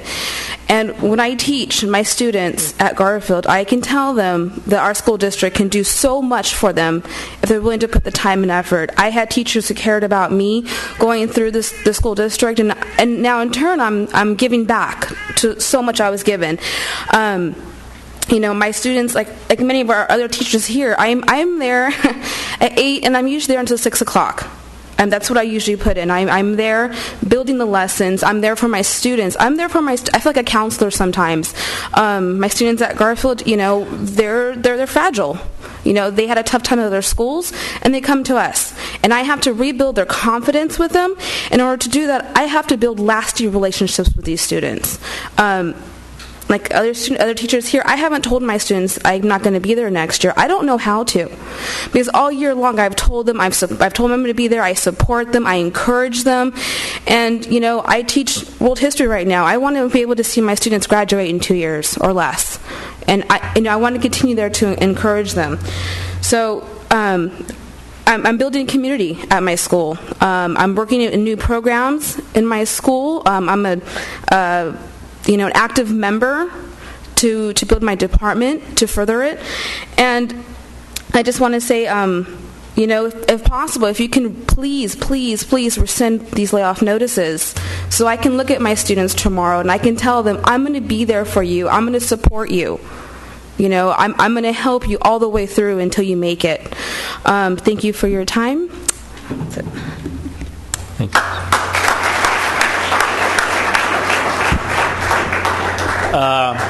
Good evening, distinguished members of the board. My name is Guillermo Gomez. I'm a member of Association Raza Educators, also a social justice teacher at Lincoln High School.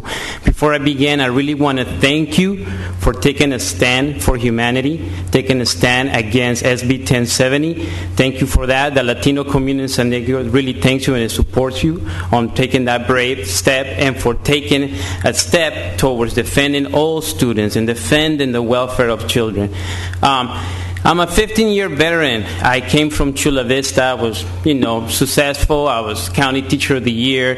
I took a big step to come to San Diego District to teach at Lincoln High School.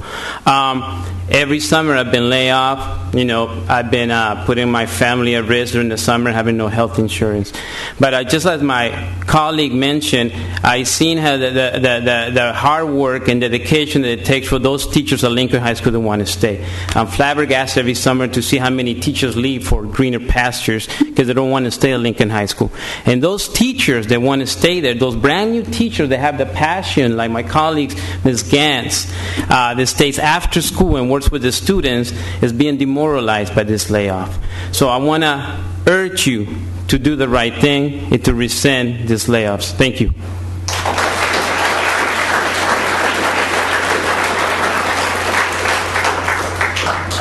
Okay, Dahlia Leala, Lee Gray, Debbie O'Toole, Kiki Ochoa, and Nisi Watkins.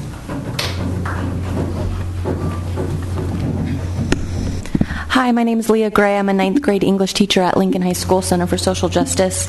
I guess I basically just want to speak to the necessity of consistency among all students and all young people, and how that really builds success among young people. And that's being taken away through layoffs, especially at schools like Lincoln High School. At the 9th grade center, we're blessed to teach in a family organization. All of the students who have for English have the same teacher for math, science, and social studies, Mr. Gomez. 3 of their 4 core area teachers have received a layoff notice. So for those students coming into high school, expecting to see familiar faces for the next 4 years, may not have that. And in our school, it's really necessary that they have those go-to people that they can count on for years, even if they're not in my class next year, to know that I'm there to look at their papers or just have a place for them to be after school. So please consider the necessity of the consistency, that students know the teachers that are at their school for years and years down the road, and please rescind the layoff notices. Thank you.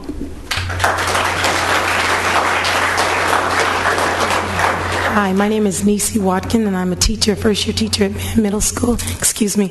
I just want to tell you a little bit about myself. First of all, I am a parent of 3 sons, my husband and I. We have 1 student that's in college and 1 that just recently graduated who will be attending Oberlin University this fall. A little bit about me. I was a housewife for 10 years, but while I was a housewife, I worked at the school, the elementary school where my sons attended, PTA president, things like that. And while I was there, the principal offered me a position. She said, "You're here about 3-4 times a week. Why don't you just come on and work?" And so I became an aide, and I became an aide in special education, and that's where I actually found my calling. So when my youngest son left elementary school, I went back to school, and I got my BA degree, and then I got my teaching credential and at SDSU, and I am currently working on my level 2 and my master's degree. But what I like to say is when I was offered a position with San Diego City Schools, I was given a choice of about 2 or 3 different schools. I chose Mann Middle School. I chose Mann Middle School because of the population of students that are there. I believe that the population of students, low socioeconomic status, most of the families there, I believe that they also deserve teachers like myself, teachers who want to be there for these students, teachers who want to be able to impart something into this population of students. And so I guess basically what I'm saying to you is that I love my job. I love the population that I work with. And as a special educator, I have confidence that I could probably go to another district and work there also, being that special ed is in high need. But I want to work at San Diego Unified. Again, I've been with San Diego Unified for about 6 years as a paraeducator, and I would like to continue. And I'd also like to continue at Mann Middle School. Thank you.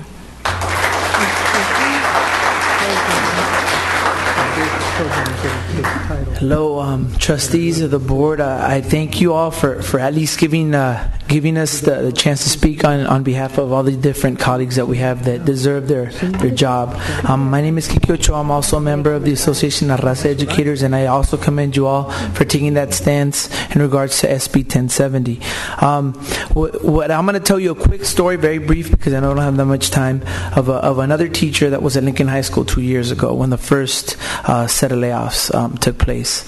She was a Latino club advisor of Armecha.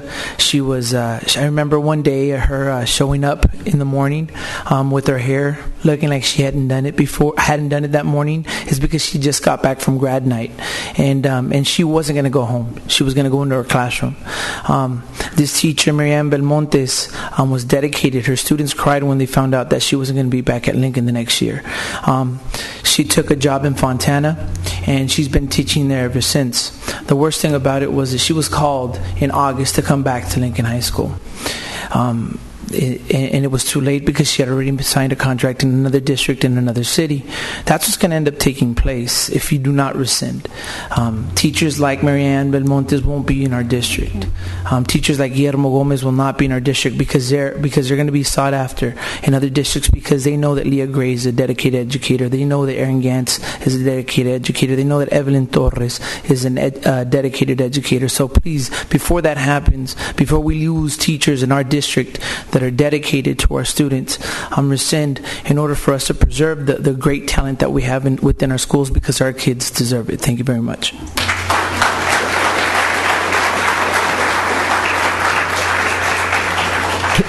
Can I please ask that the photographer back there stop with the flashes? It's really, yeah, thanks. Yeah, we already have these lights up here. They're like right in our eyes, and every time you do that, it's, Okay, Tim Briggs, Samantha Anton, Haley Sherwood, and Clarissa Slaughter.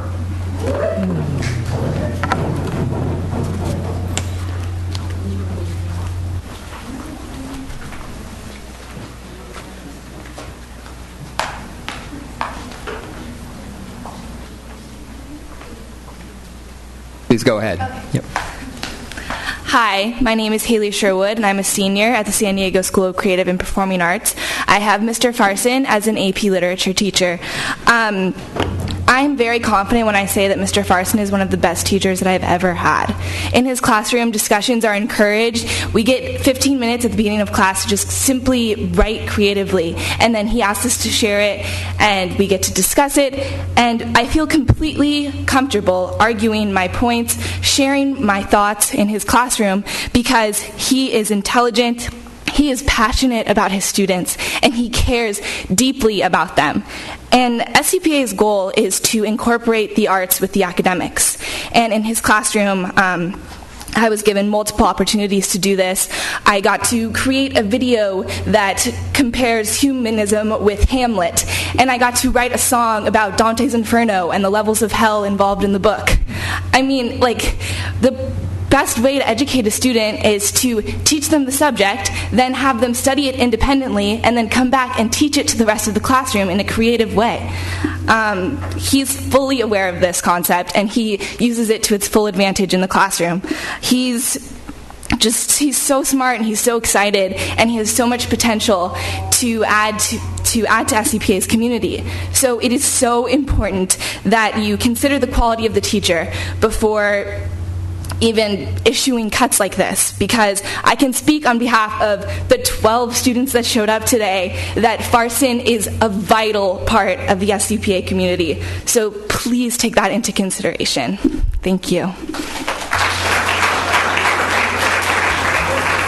We'll have to ask you to come back and sing your Dante's Inferno song. That's sort of our theme song. Yeah, because we're like in Circle 7, I think. Hello, my name is Samantha Anton, and I'm also from the San Diego School of Creative and Performing Arts. And my friend Rachel and I, we wrote a little speech out of inspiration from what everyone's been saying and what we've been thinking ourselves, and I would like to read it right now. It's important to us that we do not cut teachers, not only because of financial issue, but because of what the students will lose. A teacher is more than a job, more than just a career path, and they teach so much more than only textbooks or online class. Teachers have students with life lessons. Teachers like Timothy Farson bring passion to the classroom and inspire students to go beyond what they thought they could do. Cutting teachers makes class sizes larger and slows down teaching. As it is, our class sizes are at least 30 at the most. Students who attend public schools deserve just as equal education as people who attend private school, and with these budget cuts, we will not receive that. If students did not care about their teachers, we wouldn't be here. And if our parents did not care, they wouldn't support us as our actions. Oh, I'm so sorry. In reference to the budget, yes, it is hard to choose what gets cut and what doesn't, but as the rising generation, we are losing so many good opportunities. Which continue to make us suffer by lowering our ability for success by cutting our teachers. So thank you, board, for listening. And I'd just like to say, if you have ever been a teacher or previously or current, thank you so much. Thank you.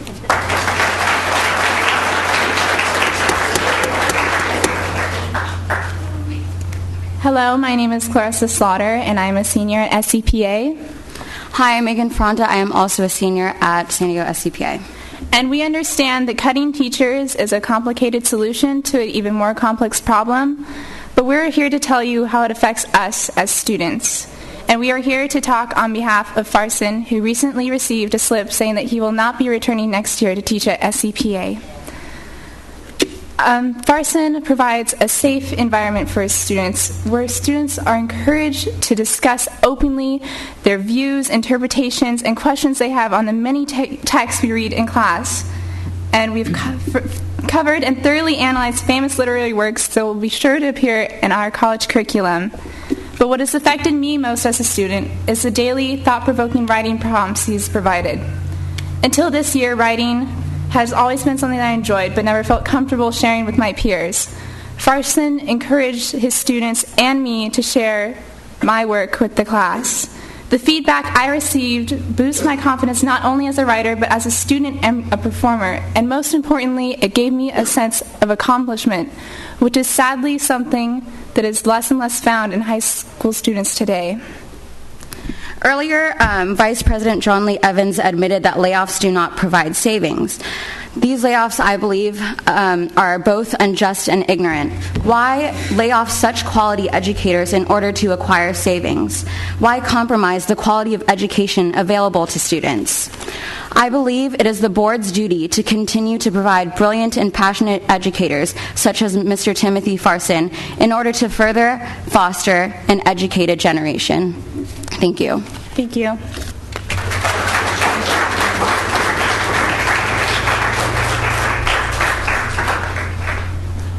Okay, that concludes our public speakers. We've got a motion and a second to rescind the layoff notices. Board comments. Sure. Mr. DeBeck? I'd like Mr. Stover to come forward because I got some questions. While he's coming forward, I understand the motives for the motion, and my real concern is the unintended consequences of this decision. And if we look at the board agenda, we see fiscal impact, and there's no fiscal impact. I'm not sure that's true, but that's the case. I'm about to ask you some of that, but just let me finish. Then the other is the impact of district staffing. Now, not too long ago in a board kind of workshop around the budget, there was information given to the board as a whole about the possibility of using Tier 3 funding from the state as a way to solve this problem. And that Tier 3 includes a whole lot of stuff, about 15 programs plus GATE.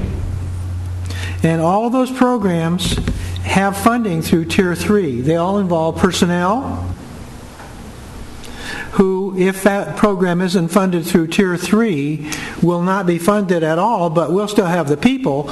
What we'll have to do is put those people in the programs that are not funded. We'll have to put them in other places. Because of the rules of placement, this is the part that's tricky, teachers that are already in place don't get replaced by more senior teachers. But you still have the teachers to place. So that's the issue that I have, is the impact of district staffing. Let's say that we don't fund GATE, and you can go through the long list of those 15 programs if you wish, but if we don't fund those programs under the Tier 3 funding, then we're not funding the programs at all. That means that those people, since they have never been noticed, are going to be put somewhere else, probably in a place that fits their credential, not necessarily fits the district's needs. So I'd like you to explain that impact. And if you see any other funding that supports this motion, I'd like to hear from you. Well, we have, right now, if you rescind the 112 layoffs, you'll be left with 420 budgeted vacancies. You'll have 370 staff people who will need placement in positions because they have rights to positions because of their permanent status. That will leave you right now, from the information we have right now, what we know today, 50 positions that could be eliminated to fund the $16.2 million that we absolutely do need. While we're sitting here, just got an email that the California Department of Education will require us to take the greater revenue limit reduction in next year's budget, which is another $4.8 million problem that we have as we sit here. The Tier 3, Thursday night at the meeting, we'll provide you a greater impact, school by school, department by department, line item by line item of the impact of the Tier 3 reductions. The way it looks right now, you will be able to achieve the $16.2 million through a Tier 3 reduction. That would be teachers who will have to go into the core allocation because they have rights to positions as well.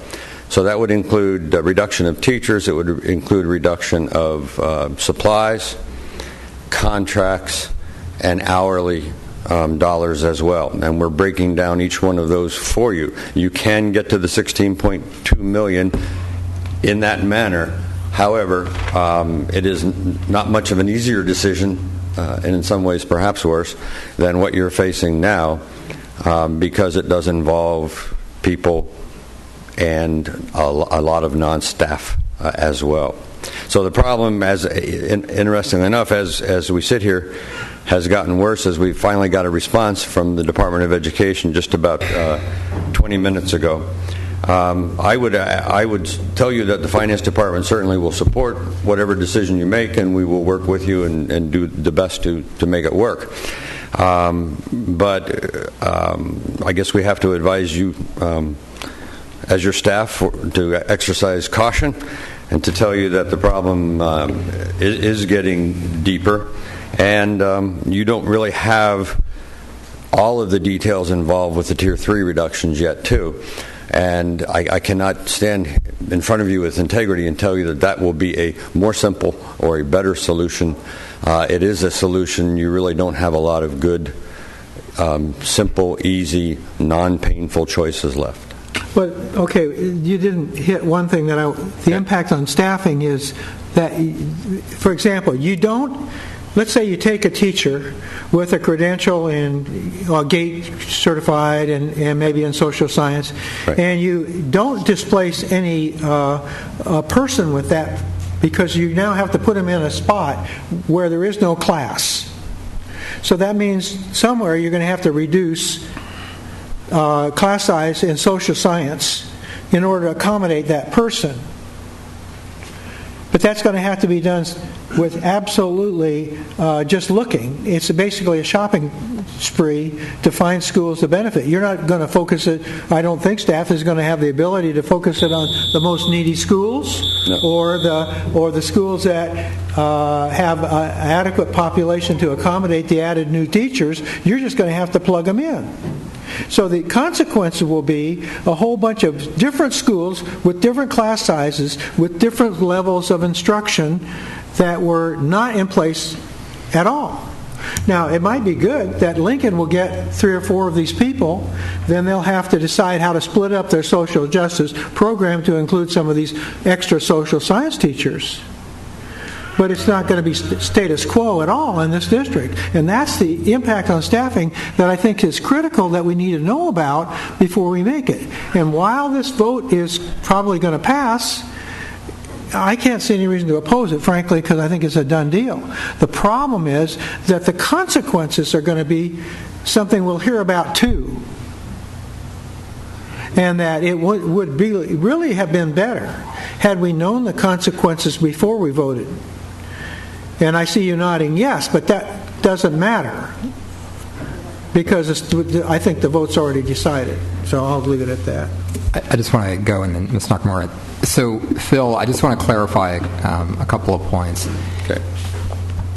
Regardless of whether we rescind these notices or lay off these 112 teachers, we're going to need to identify $16.2 million in budget solutions, and now it sounds like an additional. Now it'll be 20 to 21 million. 20 to 21 million. Either way. That's correct. So that's one. The second point is, either way, right now, the information that we have in front of us is we have about 420 vacancies and we have about 370 teachers who will require positions. The 420 vacancies is based on a known number of teachers who are resigning or leaving the district, which is about 22. Yes, it's with leave of absences, it's about 60 right now. So 22 resignations and about another 40 or so leaves of absence. Which is an extraordinarily low number. Extraordinarily low number. And in fact, just the resignation number itself, if we look at the low point over the since 2003, I believe that number was about 218. Yes.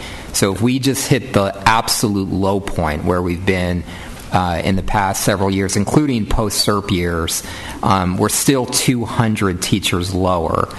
And then with the leaves, we're also, I think, about another 100 and... I think it's another close to where we are today, the known number of teachers who are going out on leave, whether they're remaining on leave or going on new leaves, is still about 200. It's extraordinarily low. Extraordinarily low.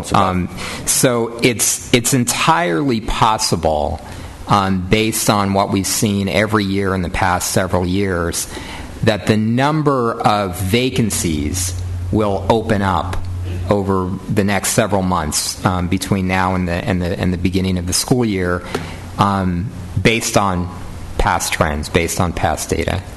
Based on past trends and data, yes. It certainly is a possibility. Okay, thanks.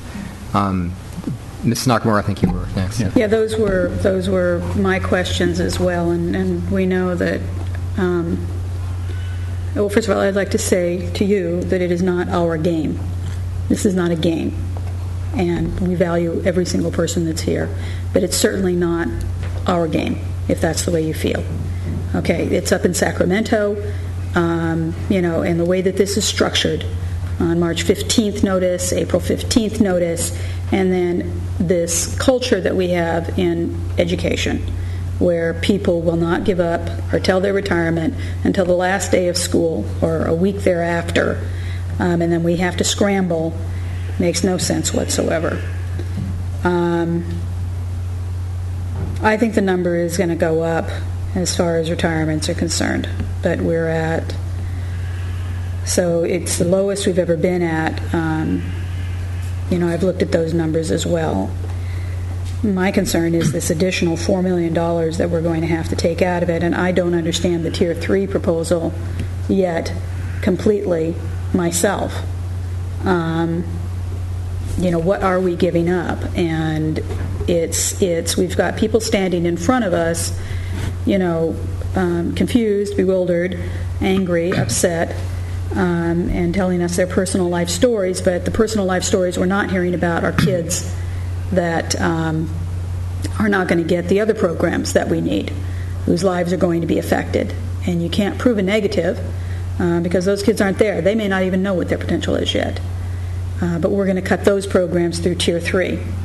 So that's not much of a choice, but I'd like to know what type of a choice it is that we're making.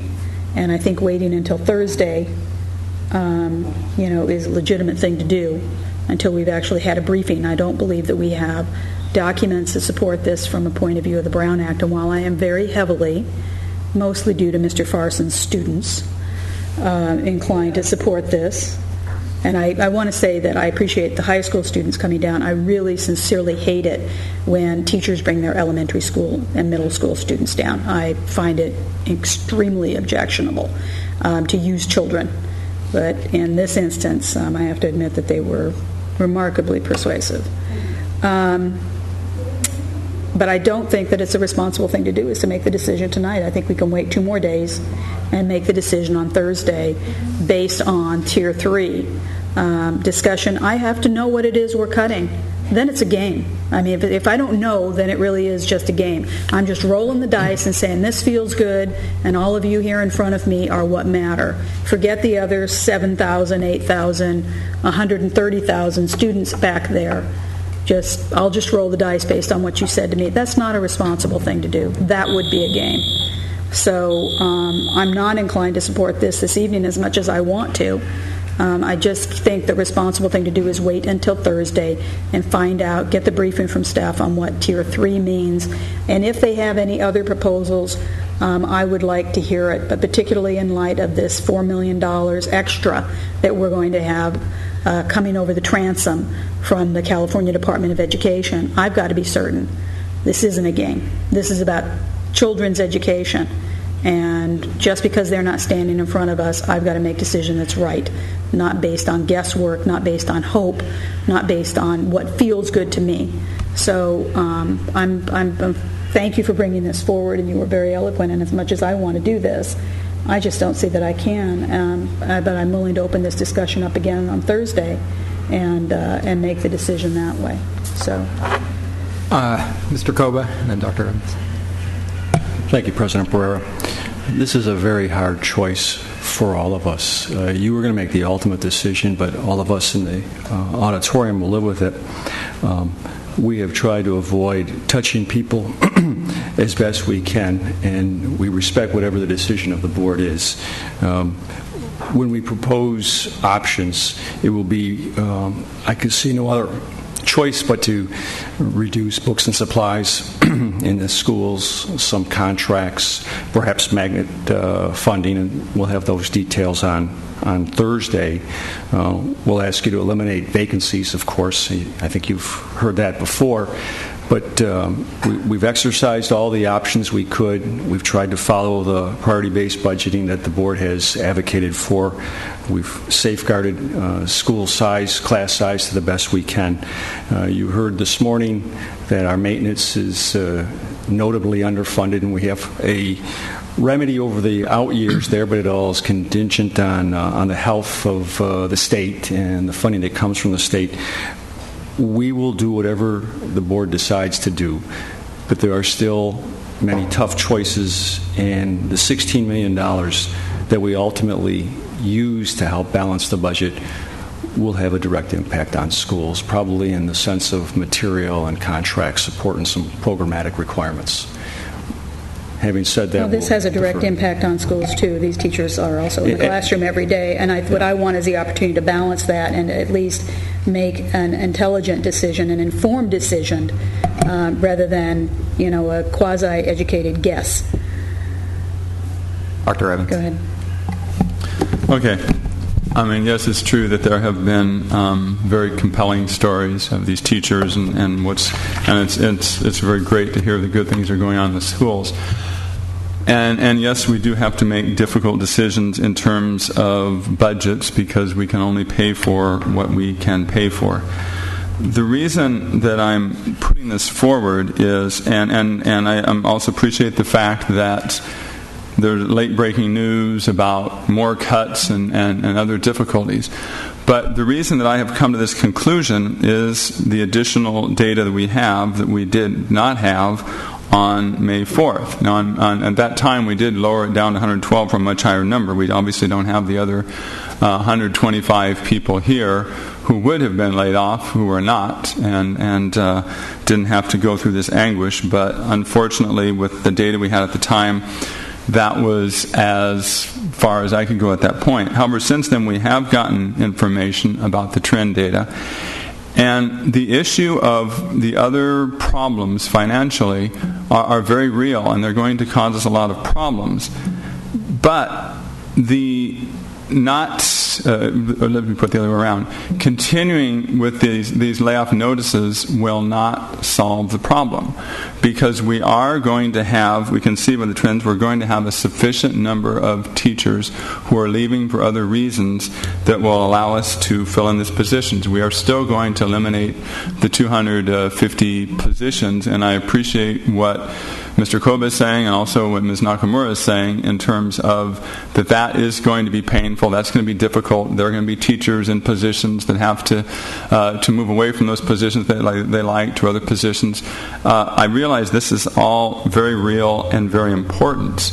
But no matter what we find out in terms of additional information, it is not going to change the fact that the layoffs are not going to make the difference. Now, if we were to rewind and go back pre-March 15th and make a plan for exactly what sorts of programs or positions we were going to eliminate, then we could have, if there was a situation of layoffs, have protected certain classes and so forth and made it in a way that would have saved money. But the reality is that given the situation we're in, we would have to rescind these layoff notices anyway. Madison High School is not going to go without a band director. Scripps Ranch is not going to not have a choral director. We are not going to stop teaching Spanish classes and other things, special ed and everything else. And so we are going to have fewer positions. We are going to save the $16 million. And we are going to need, even within that budget, we are going to need these 112 teachers. And that's why I think it's very important that we act now to give the staff the direction for that. We will have to deal with other problems, and they're not going to be easy, but that's just the reality. I think we have to look at the trend data that the staff has given us, and that's the reason that I'm pushing forward at this point. Yeah, I think the only thing I would add to what Dr. Evans is saying again is I think it's critical that we don't mix apples and oranges in the way that we have this conversation.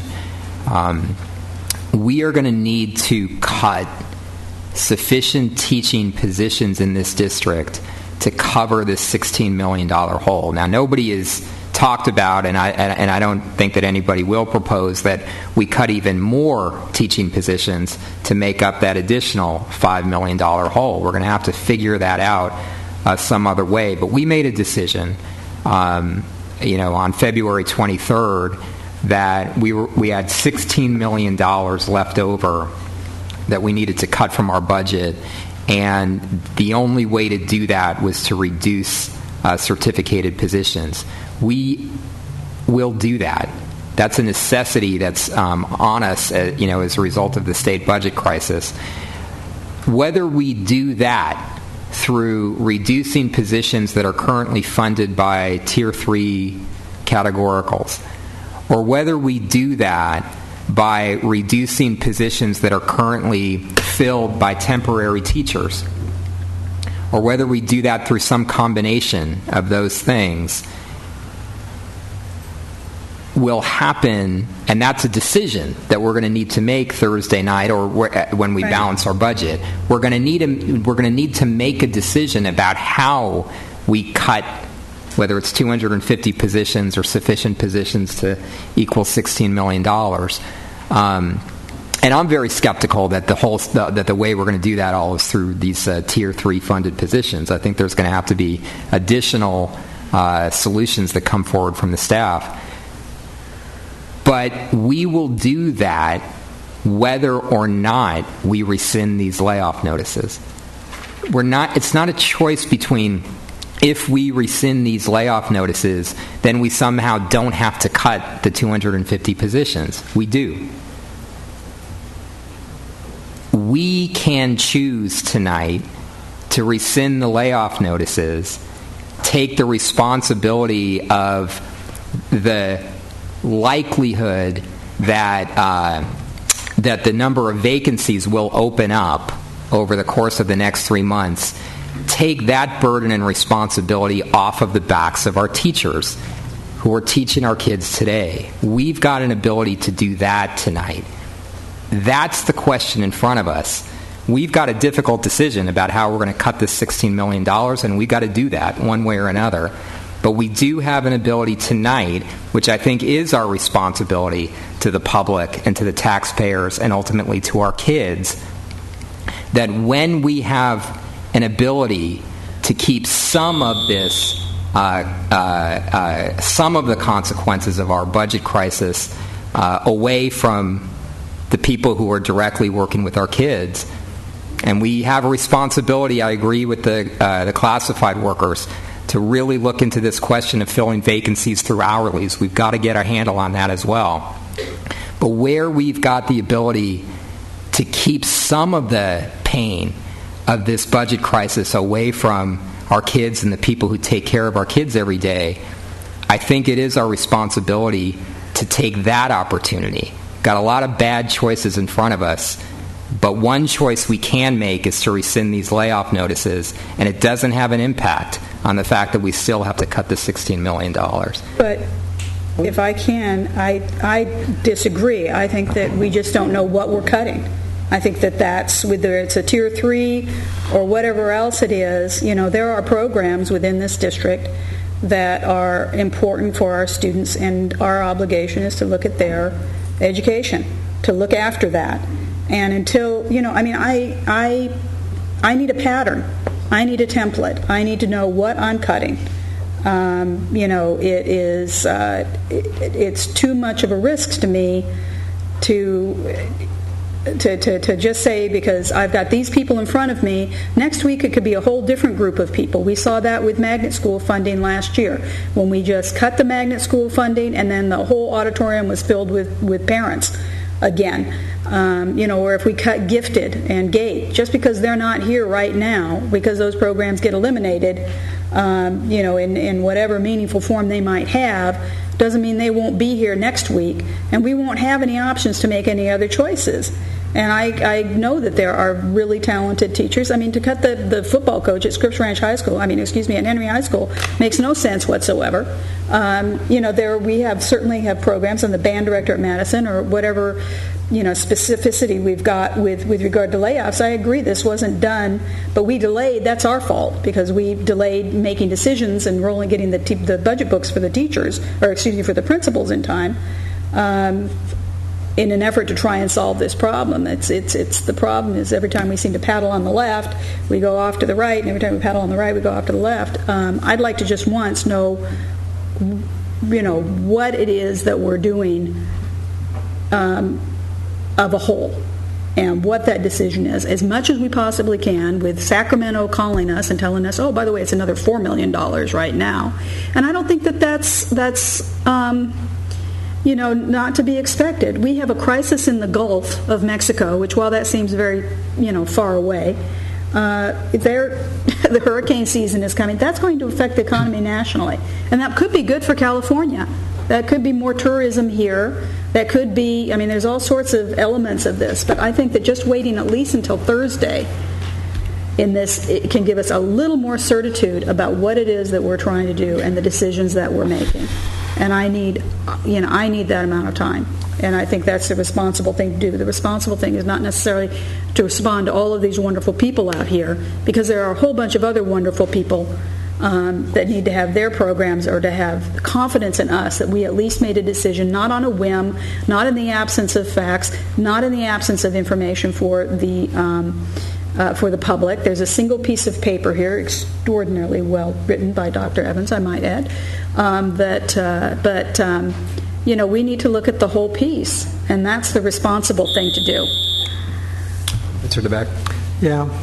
I'm sure glad my mom taught me how to cook, because you just gave me a good analogy. Apples and oranges, you can't substitute. You can't substitute, oranges for apples in a recipe. Just like you can't substitute teachers in slots. They have credentials, they have rights and privileges to teach within a certain category. And I could ask the superintendent or a personnel department to say, can you predict that these rescissions will result in a balance of the training and experience of the people in the places that we need them? And the truth is, you can't. I've been at this a long time. I hate layoffs. I hate pay cuts. I hate all kinds of budget cuts.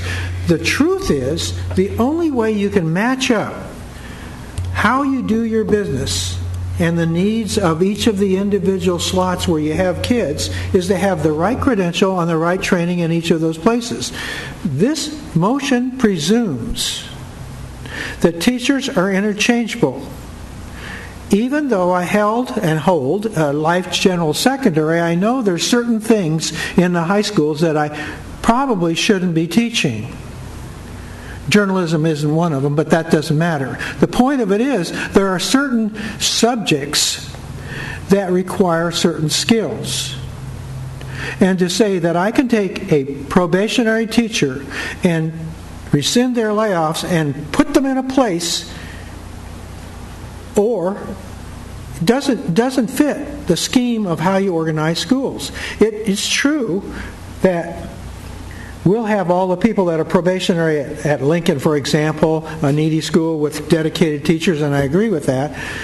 But we will still have a lot of teachers that we don't know where to put. And that's the consequence of this that has not been considered. And I'm not voting against this, but I'm not voting for it either. So that makes it pretty easy, if everybody's saying what they believe, that we're going to put this off. Okay, well, Dr. Evans? Yeah, I mean, and I do want to say I appreciate what Ms. Nakamura is saying about the different groups and how one group is affected at one point, another group at another point. I do, and I know when Mr. DeBeck brought up about, can you guarantee this or that? We operate everything within the district on projections. We project how many people are going to show up on the first day of school. We project how much kids are going to eat each day for lunch. These are not completely 100% accurate, but we make good projections. And the projections have shown over time that with temporaries and probationaries, with leaves and resignations and so forth, that it's very safe to predict that we will be able to balance this out. So that is why I keep repeating this point, that it is not a matter of the other issues of let's hold off so that we can see if we have really bad cuts and then we need to lay off these teachers. These teachers are going to be needed in the positions, and we have set it up already that we are going to have to call them back. So the real issue is whether we do that now. I mean, I regretted certainly not having more accurate data on May 4th. A lot of times we have teachers going through periods of a couple of months or several months where they're waiting whether they're going to get their jobs back. I think we have the opportunity here to take this difficult situation and at least shrink it. But I'm not making the decision based on what we are going to do about solving the budget problem, because not calling back these teachers is not going to save us additional money. We're still going to need these teachers. And I realize teachers are sitting out here, and I'm really talking to other board members because we do have to figure out the money and how things fit together.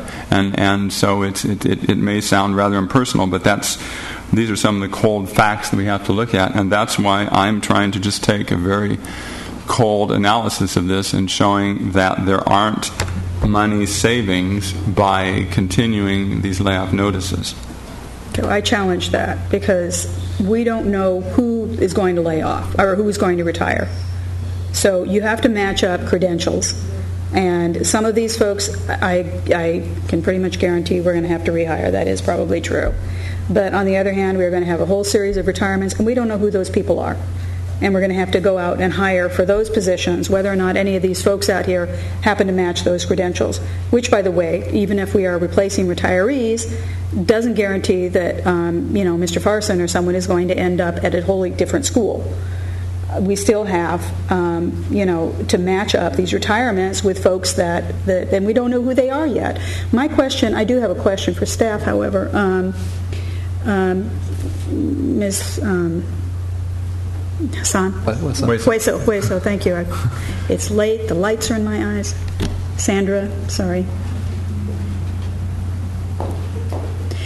One of the problems that we've got with regard to retirement is that people don't announce until the 16th, right? Typically, teachers will announce their retirement and other folks in education after the last day of school. Or close to, yes. Or close to it. Is there any reason for that? Not really. There isn't any set deadline by which somebody needs to submit a separation notice to Human Resources. Is it a matter of confidentiality that they don't want their schools to know? Is their principal immediately notified? Usually that's when it happens. The teacher would submit the form to the principal, who signs off, and then Human Resources receives the forms. Would it be possible to set up some sort of a program where the principal in this particular instance is not immediately notified, but we are, so that we can confidentially start making some plans for next year?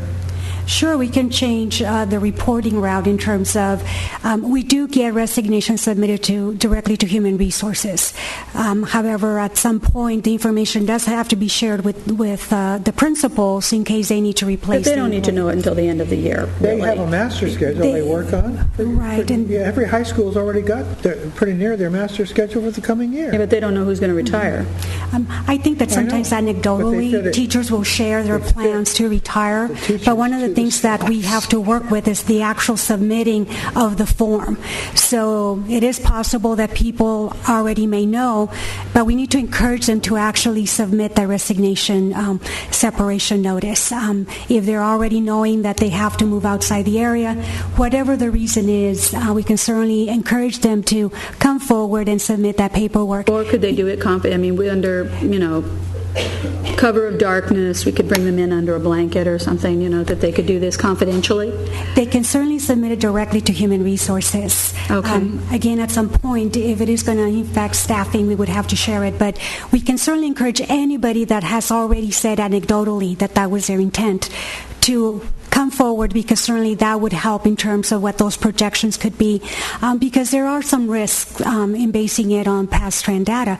This year is unique in terms of the national economic situation. It may be turning around, but what we also have seen on the other end is that there's some hesitancy in terms of even requesting leave of absences until they know more. So we are looking at a very unusual year for people's personal circumstances. But at this point, we can only encourage those that may already know they're intending to separate from the district to please submit their resignations, because we can work on anecdotal information. We need that form in place. Okay, well, that's not going to happen by Thursday, but if there's any way that we can let people know they can do this confidentially and come forward and let us know, so that we do have some sense, because I do agree that there are a lot of very talented young teachers and at least one not-so-young teacher. And we will provide any updated information for Thursday with regards to any leave of absences, the separations. We'll update you again on those numbers. Okay. Okay, thank you. And that's, I think I've said my piece, and I think you understand where I'm coming from. But on Thursday, what I would prefer to see is some hard numbers and some, something a little bit, a different plan and a different description of exactly what it is that we're going to be cutting. I agree with you, Mr. Barrera, that we need other options.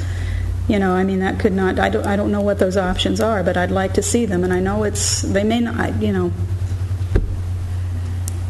Yeah, this is one of the reasons that Race to the Top makes a whole lot of sense to me, because it's based on layoffs of some of the qualifications that the teachers are considered, and I think it's one of the reasons why RTT has some merit. Okay, why don't we go ahead and vote? Mr. Lebec, did you vote?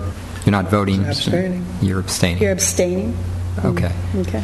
All right. So we've got 2 yes votes, 1 no vote, 1 abstention, and Ms. Jackson is absent. So I would like to ask to bring this item back on Thursday night, to put it on the agenda so we can take it up again Thursday night. Hold on a second. Yeah. Okay. Yeah. Does that work? We're good. Yes. Okay. Okay. Good. Thursday. All right. Okay. That concludes our meeting for tonight. Thank you.